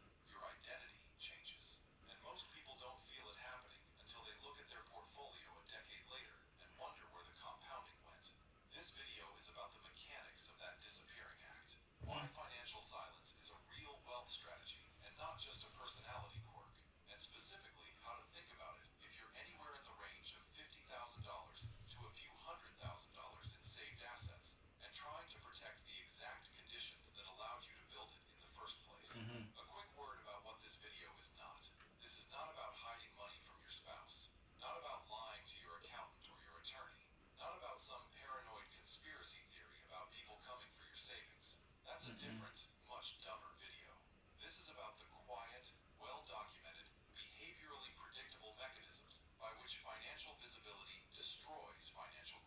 Mechanisms backed by research, quantifiable in real dollars, and almost perfectly repeatable once you understand the psychology driving them.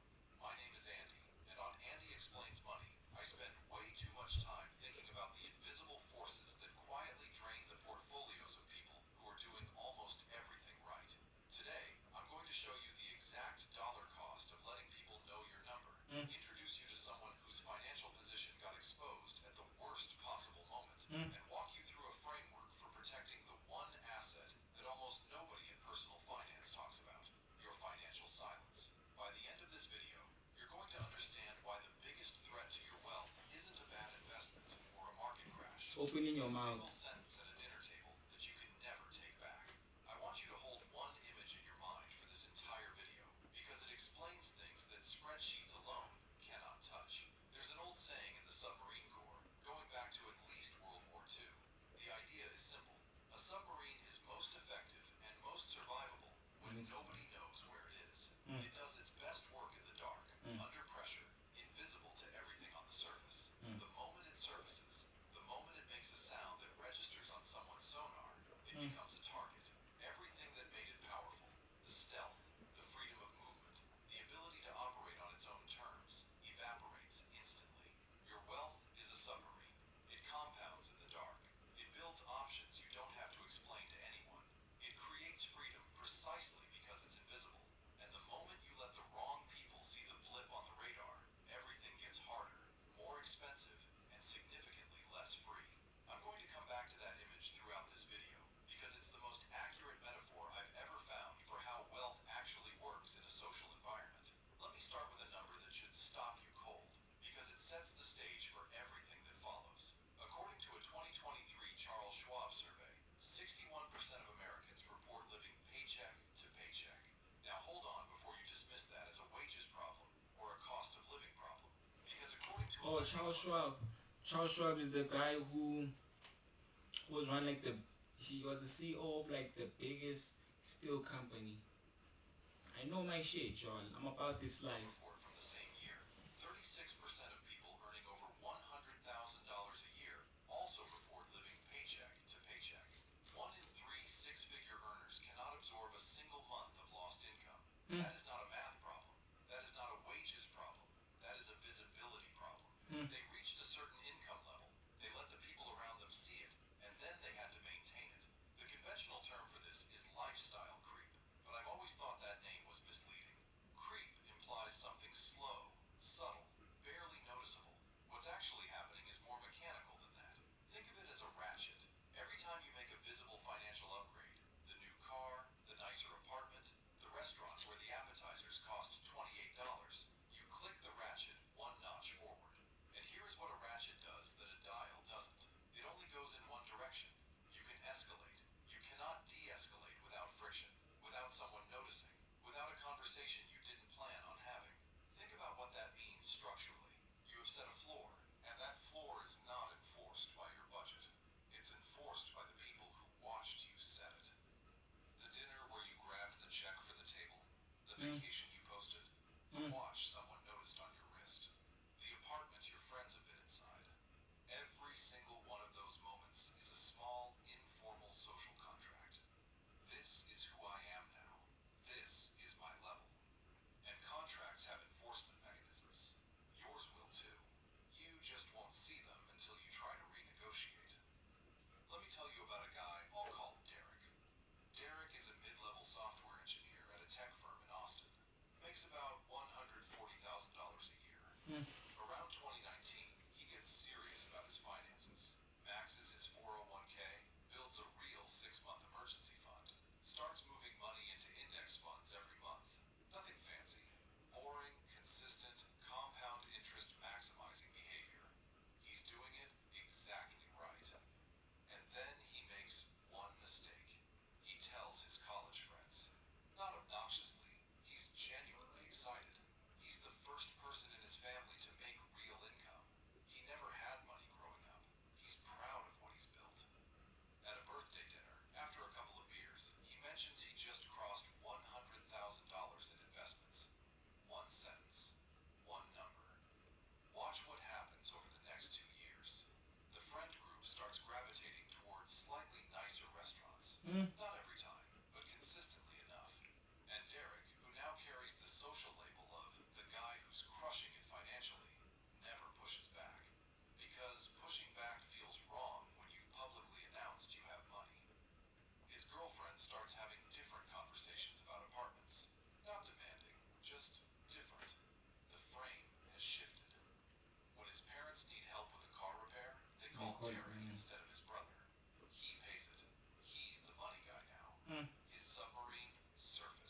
shit. By 2022, Derek's net worth has barely moved, despite 3 years of strong income and disciplined savings behavior.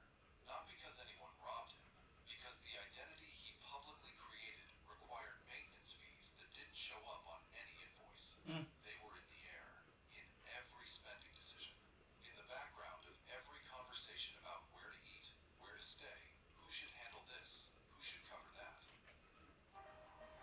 Crazy business, dog.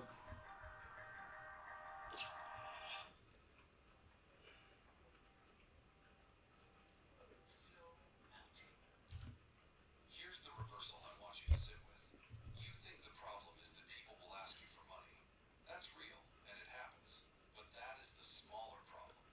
The deeper problem, the one that costs dramatically more over a lifetime, is that you will give money without being asked, because the identity you've publicly built makes generosity the path of least resistance every single time.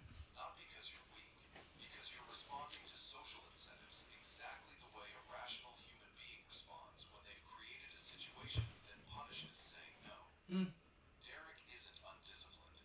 Derek handed the people around him a lever that moves his money, and they don't even know they're pulling it. There's research from behavioral economist Richard Thaler, Nobel Prize winner 2017, on what he calls mental accounting. The idea is that we don't treat money as purely interchangeable. We assign it to invisible psychological categories. And one of those categories, for anyone who has publicly established a financial identity, is the maintenance cost of being who I said I am. That cost doesn't appear in any budget. It appears in your behavior. And it compounds over time with the same patience as a bad interest rate. Now here's something that goes even deeper than social pressure. Something your own brain is doing to you. And this is genuinely weirder than anything Derek's friends did. There's a body of behavioral economics research. The most relevant work comes from Princeton and the University of Chicago, looking at what they call identity-consistent spending. The core finding is this. Once you publicly identify as someone at a certain financial level, your subconscious starts protecting that identity. Not because you're vain, because that's what human brains do. We maintain cognitive consistency. We behave in ways that match the self-image we've broadcast. And this happens well below the level of conscious decision-making. Here's what it looks like in practice. You mentioned your investments to a coworker. Maybe you told someone you're good with money. You Yeah. visibly spent at a certain level for long enough that your professional reputation calibrated to it. Now, without realizing it, you start filtering every spending decision To through a that new same lens. lens, yeah. Does this choice match who I said I am? Ordering the budget option when a colleague is watching feels inconsistent with the image. Saying you're sitting out a work trip for financial reasons feels inconsistent. Driving a car that's visibly below the one your social circle has mentally assigned to you feels inconsistent. None of this is conscious calculation. All of it costs money. The submarine doesn't just protect you from other people's radar. It protects you from your own. Let me make this concrete with a number, because the number is the thing that should terrify you into silence. Say you're 35 years old. You saved $200,000 across your 401k and a taxable brokerage account. You've been moderately visible about doing well. Not bragging, but it's not a secret. Conservative estimate. Identity-consistent spending costs you an extra $400 per month. And I want to be very clear. $400 is conservative. I'm including the round of drinks you bought because it felt right. The hotel upgrade on the group trip you didn't fight. The dinner you didn't bother arguing about splitting evenly. The loan to a friend that never came back. The family situation you were the one who handled. $400 a month, over 30 years, invested at 7% average annual return, is $582,000 in compounding you did not receive. Not from a bad investment decision. Not from a market crash. That's crazy. From telling people. And that Keep is your the mouth shut, conservative boy. number. In high-cost cities, Hold up. Let me go take a piss and make some tea, bro. This is crazy. This is crazy. This is crazy, bro.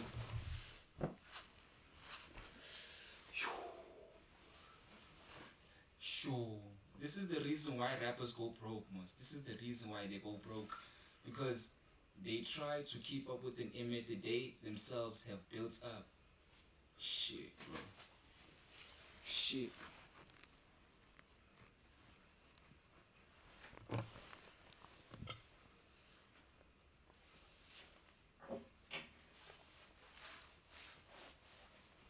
Fuck. Now let me take this phone.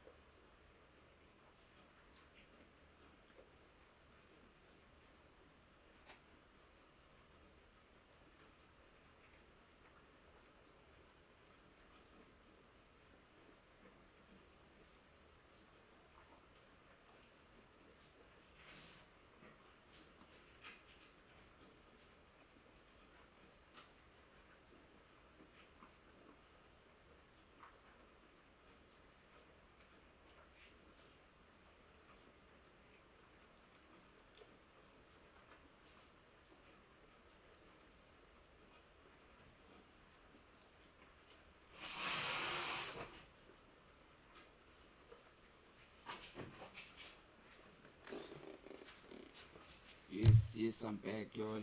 Made me some tea, dog. Made me some tea, bro.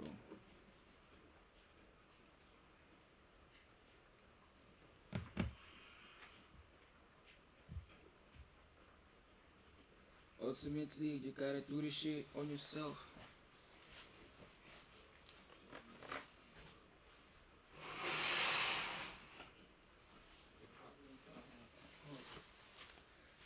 This just made me think about something, bro. This shit just made me think about something.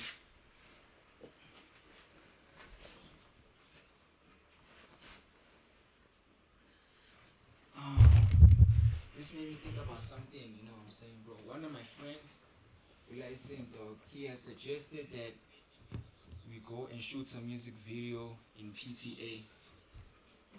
And I think he's also stuck in like the image thing. Like he's stuck in between like the image of being as a rapper who's really pushing and like, you know, like he's stuck in that image because then he's like he wanted us to shoot visuals there na a PTA, but then when you look at like the actual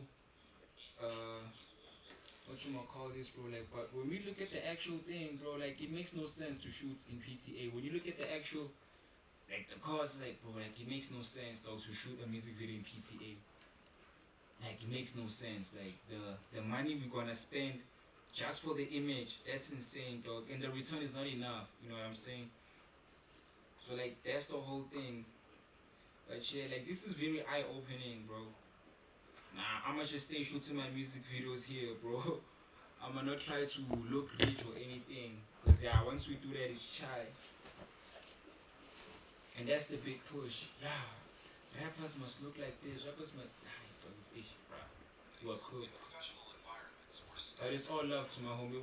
It's a good idea, but when you look at the actual money that has to be fronted for that idea to actually be materialized, it doesn't make any sense. status carries real weight. In social circles where income is higher, identity-consistent spending isn't $400 a month. It's $800. It's $1,200. The compounding math does not care about your intentions. By the way, if this is landing for you, hit subscribe. The algorithm doesn't push videos that challenge how people think about money unless viewers actively tell it to. Now I want to introduce you to Marcus, because his story... And also subscribe. The thing is, okay, let me check out the actual content, because I don't wanna. You just started this channel, I can see.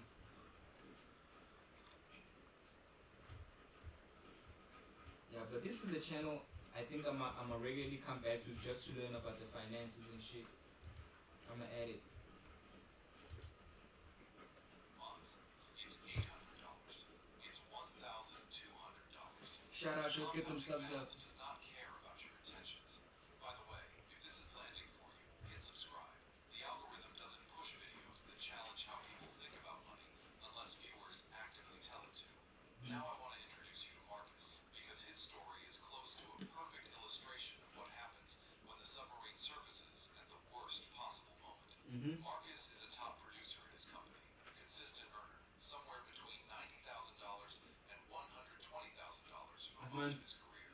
Good with money in the boring, unglamorous way that actually works. Maxes his Roth IRA every year starting in his early 30s.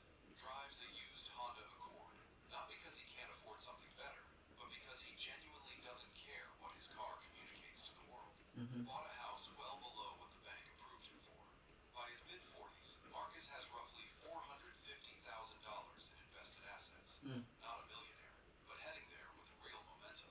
And here's the key detail about Marcus. Almost nobody knows. His friends think he's comfortable. His family thinks he's responsible. His colleagues assume he's doing okay. Nobody has a number.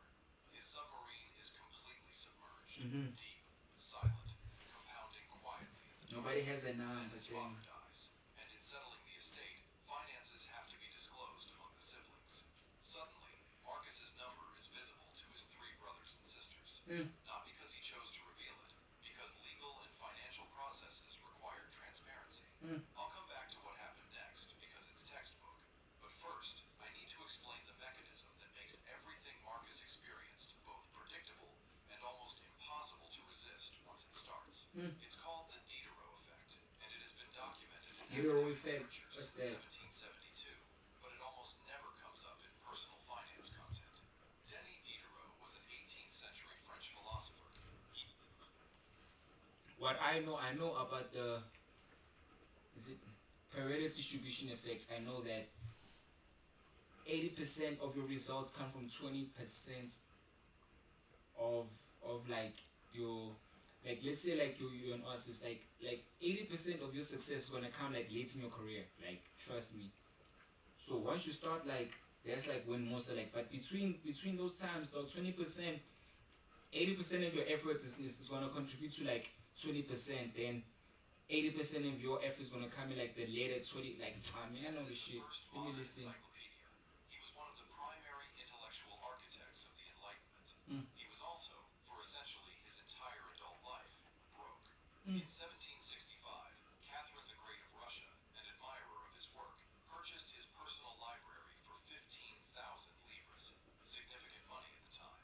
Diderot had a windfall, and the first thing he bought was a robe, a beautiful, luxurious scarlet dressing gown, Ah, it's cool. the finest garment he had ever owned. It's cool. Then something strange started happening. His apartment looked wrong.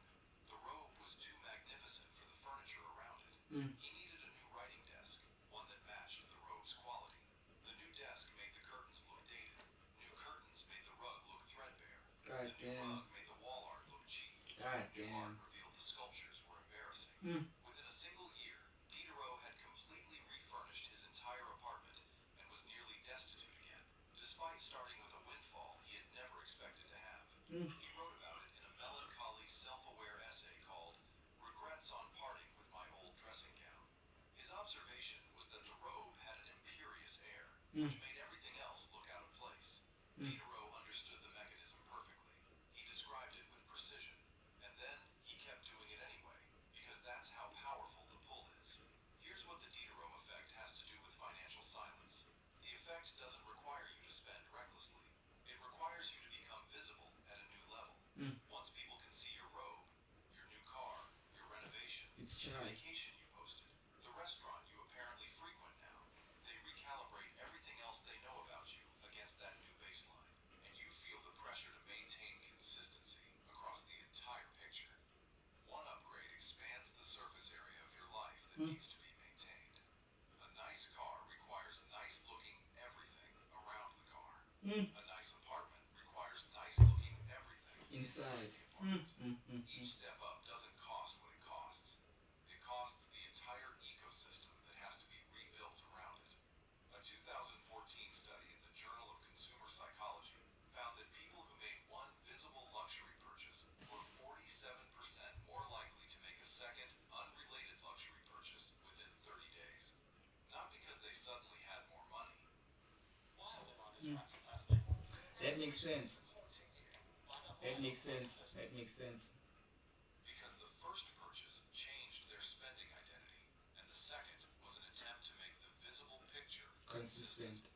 This is the compounding ratchet. Every click creates a new reference point. Every reference point generates new inconsistencies. Every inconsistency creates new spending pressure. And it never reverses on its own. Now I know what's in the comments already. Come on, Andy. I worked for this. I deserve nice things. Yes, completely. 100%. And here's what I actually want for you. I want you to buy exactly the things that make your real private life genuinely better.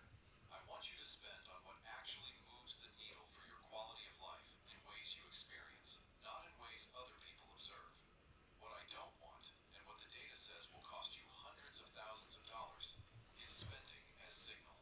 Spending to update other people's mental model of your position. Spending to maintain an image you accidentally created by surfacing the submarine. Shit. There is a massive difference between buying a nice car because you genuinely love cars and a car brings you authentic daily pleasure, and buying a nice car because your financial reputation Depends now on you. requires a vehicle that matches it. One of those is a legitimate personal value. The other is Diderot's robe. And the uncomfortable truth is that Diderot's most people, robe. if they're being brutally honest, are doing a mix of both. The trick to keeping more of your money is being ruthlessly precise about which is which. Run silent. Run deep. The submarine doesn't redact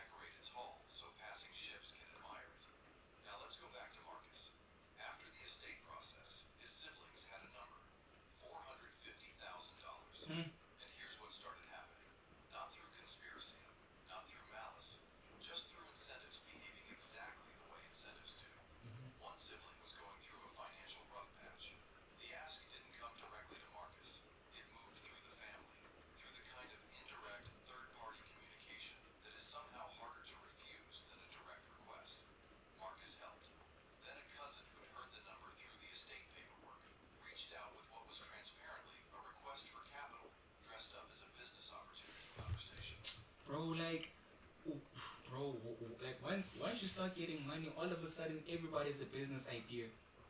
All of a sudden everybody's a business idea. Hey, bro, don't tell me about your business idea, dog. If I got it at the bottom, they gotta get it at the bottom as well, boy.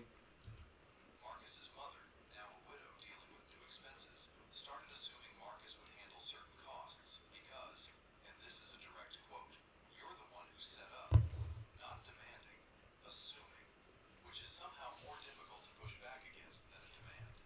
Within 18 months, Marcus had dispersed approximately $65,000 in direct and indirect financial assistance. Some of it he genuinely wanted to give. Some of it he felt unable to refuse without a family conversation he didn't have the energy for. And $65,000 kept invested at 7% annual return for 20 years is worth approximately $251,000. $250,000. Not gone because Marcus was irresponsible. Gone because his number was visible. Black Submarines sex. surfaced. And submarines that surface become targets. Not always out of malice, but targets nonetheless. Now here's what financial silence actually buys you, and this is the part that doesn't get enough airtime because it's not dramatic enough to go viral. Optionality. The ability to choose. Not in investment decisions specifically, in life decisions, career decisions. In any situation where money is a factor, and you are the one who privately controls it. Think about what money actually is. People say it's freedom, which is true but vague. More specifically, it is negotiating power. In every transaction, formal or informal, financial or social, the person with the most options and the least visible need has the leverage. That is true in a salary negotiation, in a business deal, in a conversation about splitting a check, in a decision about whether to take a risk on something that matters to you. The person who needs the outcome least has the power. Now consider what financial visibility does to that leverage. The moment the people around you have a rough sense of your number, they know your floor. They know what you can absorb. They know what "I can't afford that" sounds like when it comes from you. Which is to say, it sounds false. And when it sounds false, you start saying yes to things that cost you money. Because yes costs dollars, and no costs credibility. And you've publicly established that you can afford the dollars. Let me show you the compound cost with a mini case study. Two men, both 35, both engineers in mid-sized American cities. Kevin earns $115,000 a year, has about $180,000 saved. He's proud of it, reasonably so, and it's not a secret. His colleagues know he's good with money. His friends know he's doing well. Over the next 15 years, That's the worst thing you can ever do, bro. I remember while I was working my job, dog, I kept telling people, me, I'm good with money. Me, I don't spend my money. All of a sudden, dog, all these motherfuckers, dog, still coming through, dog, and they needed money, boy. Shit, bro. Nah, right now, dog, I'm on some fuck.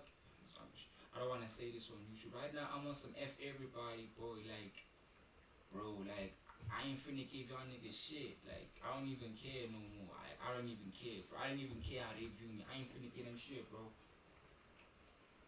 Family members who never help me with nothing, they'll start asking me. It's like those simple things for airtime, buy me cool drink, and all those other shit, bro. Dog, come on, bro. the social ratchet does its work. Identity consistent spending. Diderot cascades. Occasional family support. The cumulative cost of being the guy who's doing well runs Kevin approximately $500 a month in above baseline spending. Over 15 years, that's $90,000 in direct spending and $147,000 in compounding he did not receive. Total cost, roughly $237,000. James earns $110,000, $5,000 less per year. Has about $170,000 saved, slightly less on paper, but he tells essentially nobody. His friends think he's responsible. His family thinks he's doing okay. His colleagues have no idea. He drives a car that's perfectly nice and perfectly forgettable. Bro, He doesn't post it's like vacation. it's like people who are asking me about my YouTube channel, like how much money you have. Dog, like is it like, bro? As soon as my channel, y'all think I'm finna tell y'all when my channel's monetized? I ain't finna tell y'all jack shit. I'm finna keep quiet. You shut up, dog. I'm gonna just keep quiet. He doesn't mention numbers. His above baseline social visibility spending is maybe $60 to $80 a month. Choices that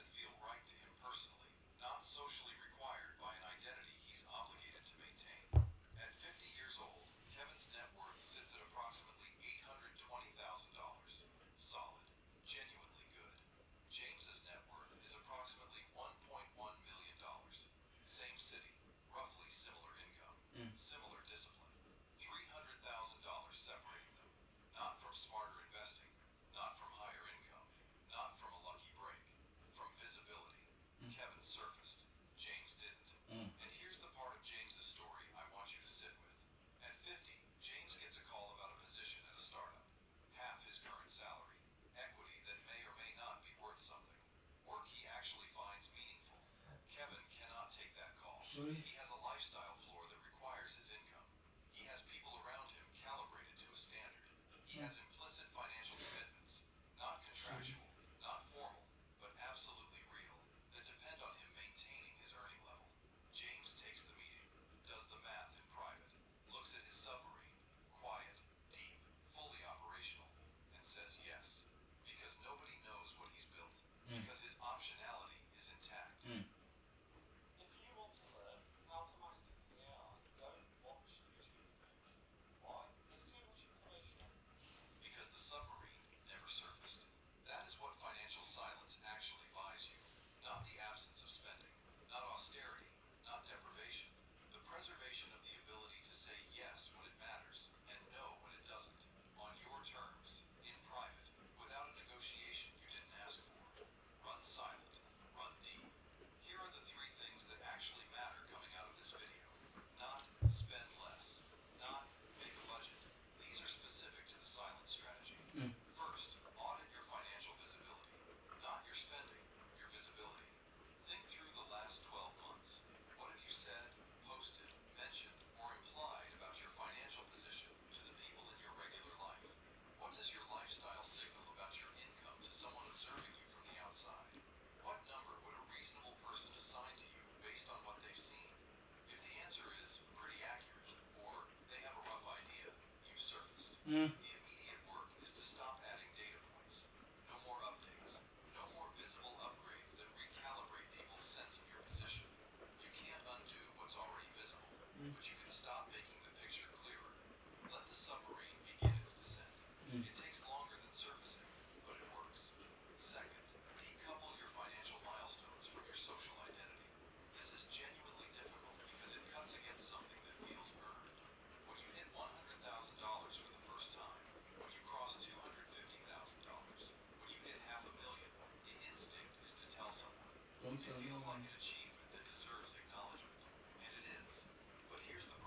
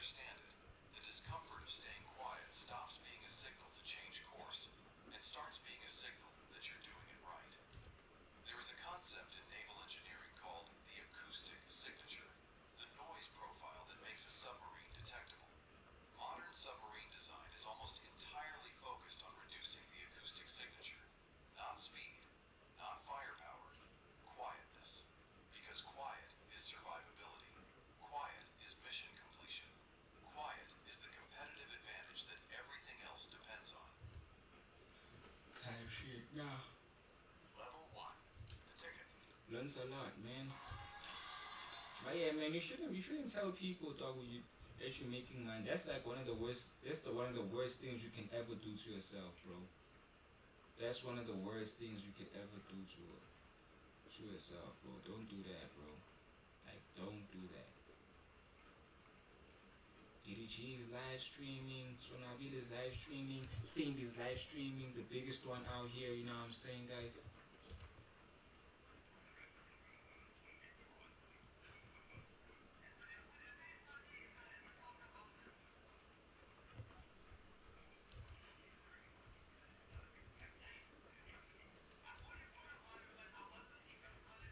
So you have to wrap in the neck. Ah, man, these guys are out here trying to tell us what type of music we should make. Aye, man. Keep that bullshit, man. I ain't trying to hear it.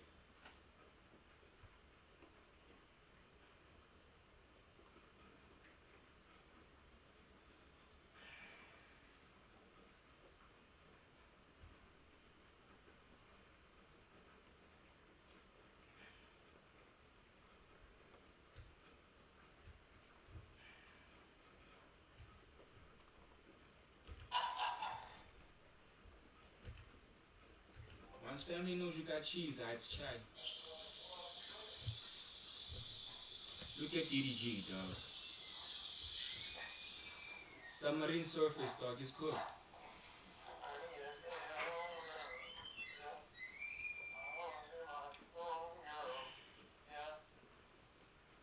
How long has he been streaming for?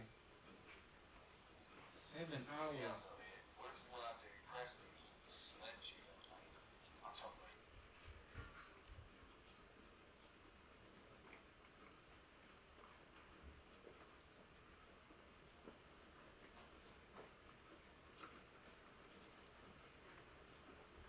I don't think so.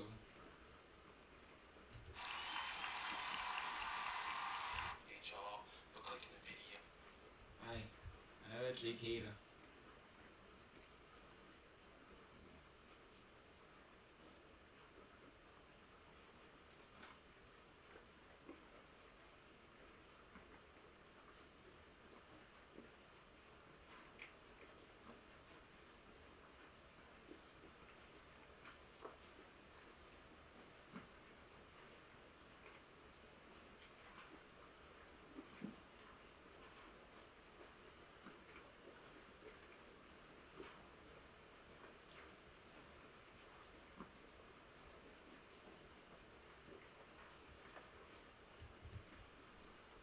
Millionaire has the same origin story. He will tell you about the grind, the sleepless nights, Just work like hell. the moment everyone doubted him. What they will not tell you is the cost. Alex Hormozy built a $200 million empire. Alex Hormozy. Alex Hormozy. But more than that, he built a philosophy. Work harder, sacrifice more, become obsessed. When no one's watching, I work harder than when they're watching. In December 2023, Alex Hormozy broke the internet with a single post. No weddings, no baby showers, no Thanksgiving, no friends' birthdays, no family reunions, no fantasy football, no clubbing, no vacations for 10 years. Half the internet called him a genius, the blueprint for success. The other half called him something else entirely. One entrepreneur, Amanda Getz, called it extreme and unhealthy. Justin Welsh argued you can build success without abandoning every relationship in your life. One commenter wrote, "Tell me you're not a parent without telling me you're not a parent." A parent. Alex did not argue. He simply responded with measured grace. You are right. People who have different destinations follow different paths. I am happy for you and your family who found what you love.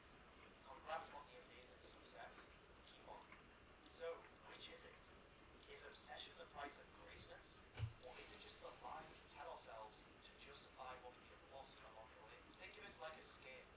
On one side, money, empire, legacy. On the other side, weddings, birthdays, holidays. It's Father's Day. For 10 years, Alex kept adding weight to one side. The question isn't whether the scale tipped, it's what happens to the person holding it. To understand that, we need to go back.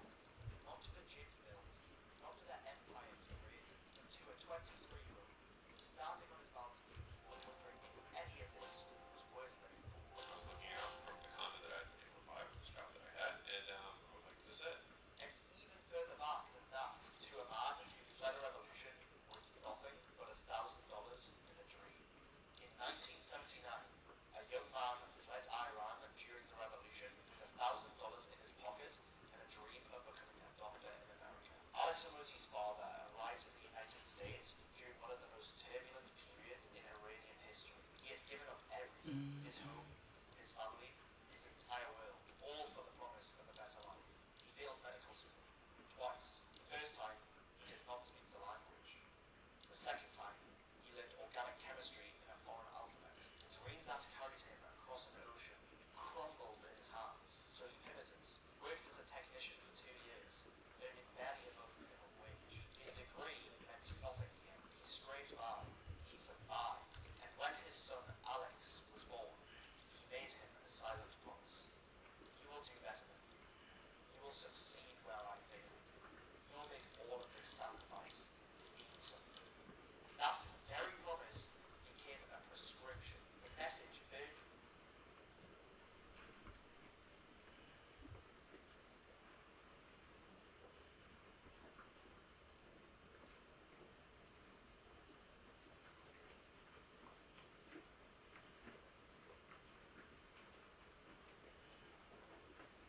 And TJ has an album out. I didn't even know.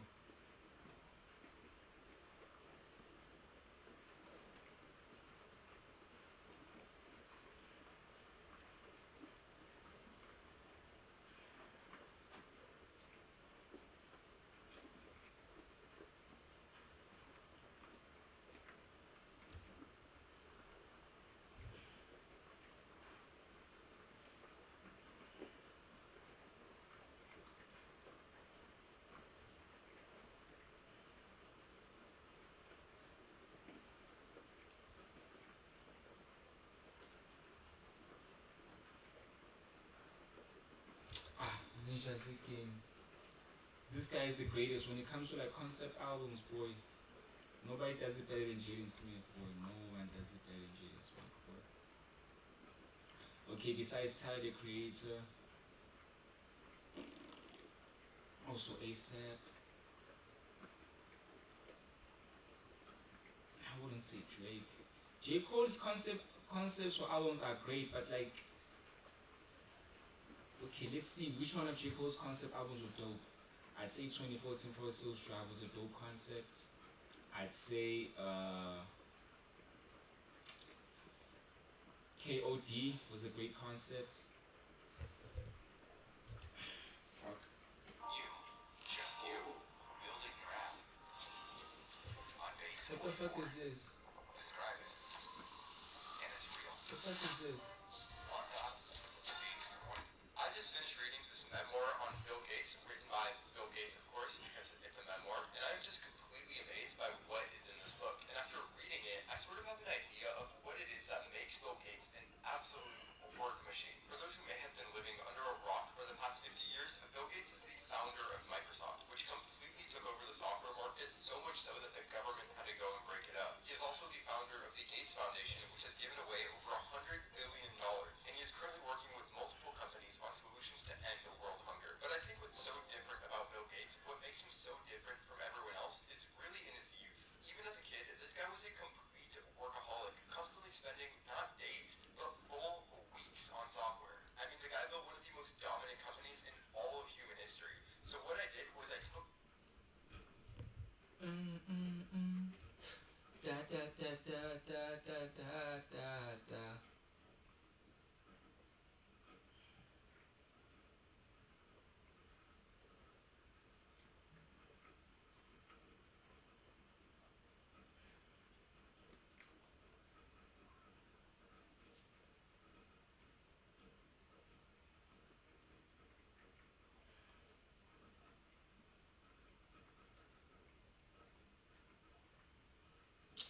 Just end the stream, man.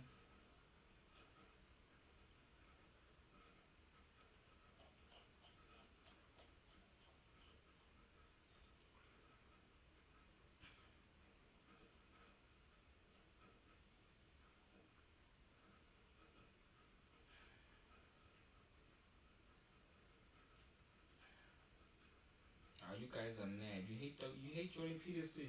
You've lost your freaking mind. You have lost your freaking mind.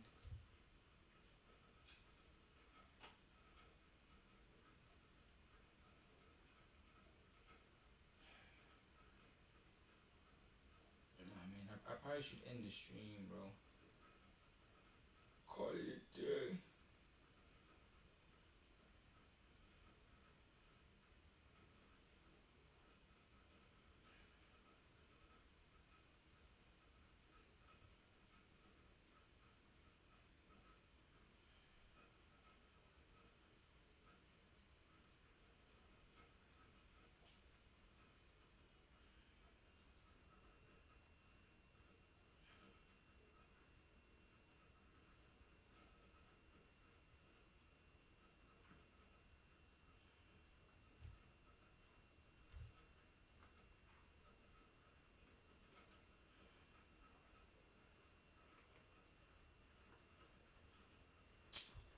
Wait. It was actually a video I actually saw. It was an interesting video. I think it was underneath, somewhere here on the right hand side. About why you can't work once you've awakened. Yeah, this one. You know that specific moment where you're sitting at your desk staring at a screen you've looked at 1,000 times before, and suddenly you feel nothing, not tired, not stressed, not even particularly sad, just absent. It's as if the you that used to care, the part of you that generated a response to the emails, the deadlines, the office politics, has quietly stood up and walked out of the room. You're left sitting there, holding the hollow shell of a routine that no longer has anyone living inside it. What if this sudden, terrifying inability to care is not a failure of your will, but a success of your soul?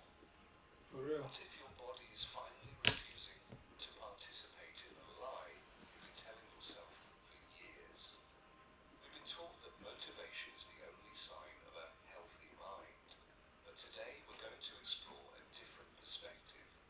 What if the reason you can't do it anymore isn't because you're broken, but because you're finally awake? Carl Jung wasn't just a psychiatrist. He was the hand-picked successor to Sigmund Freud, the president of the International Psychoanalytic Association, and a man with a thriving practice in Zurich. By every external metric of the 9-to-5 world, Jung had won. He had reached the summit. And then, the inner clockwork simply fell silent. It didn't happen because of a scandal or a physical illness. It was a total, internal collapse of meaning. The theories that had defined his life suddenly felt like dry dust. The prestigious lectures felt like theatre. Jung found himself in a state of disorientation so profound that he could no longer function in the professional world he helped build.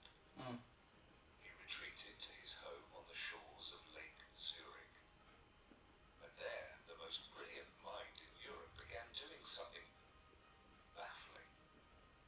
He walked down to the water's edge every single day and played. He gathered stones, he dug in the mud, he built small towers, tiny cottages, and an entire miniature village.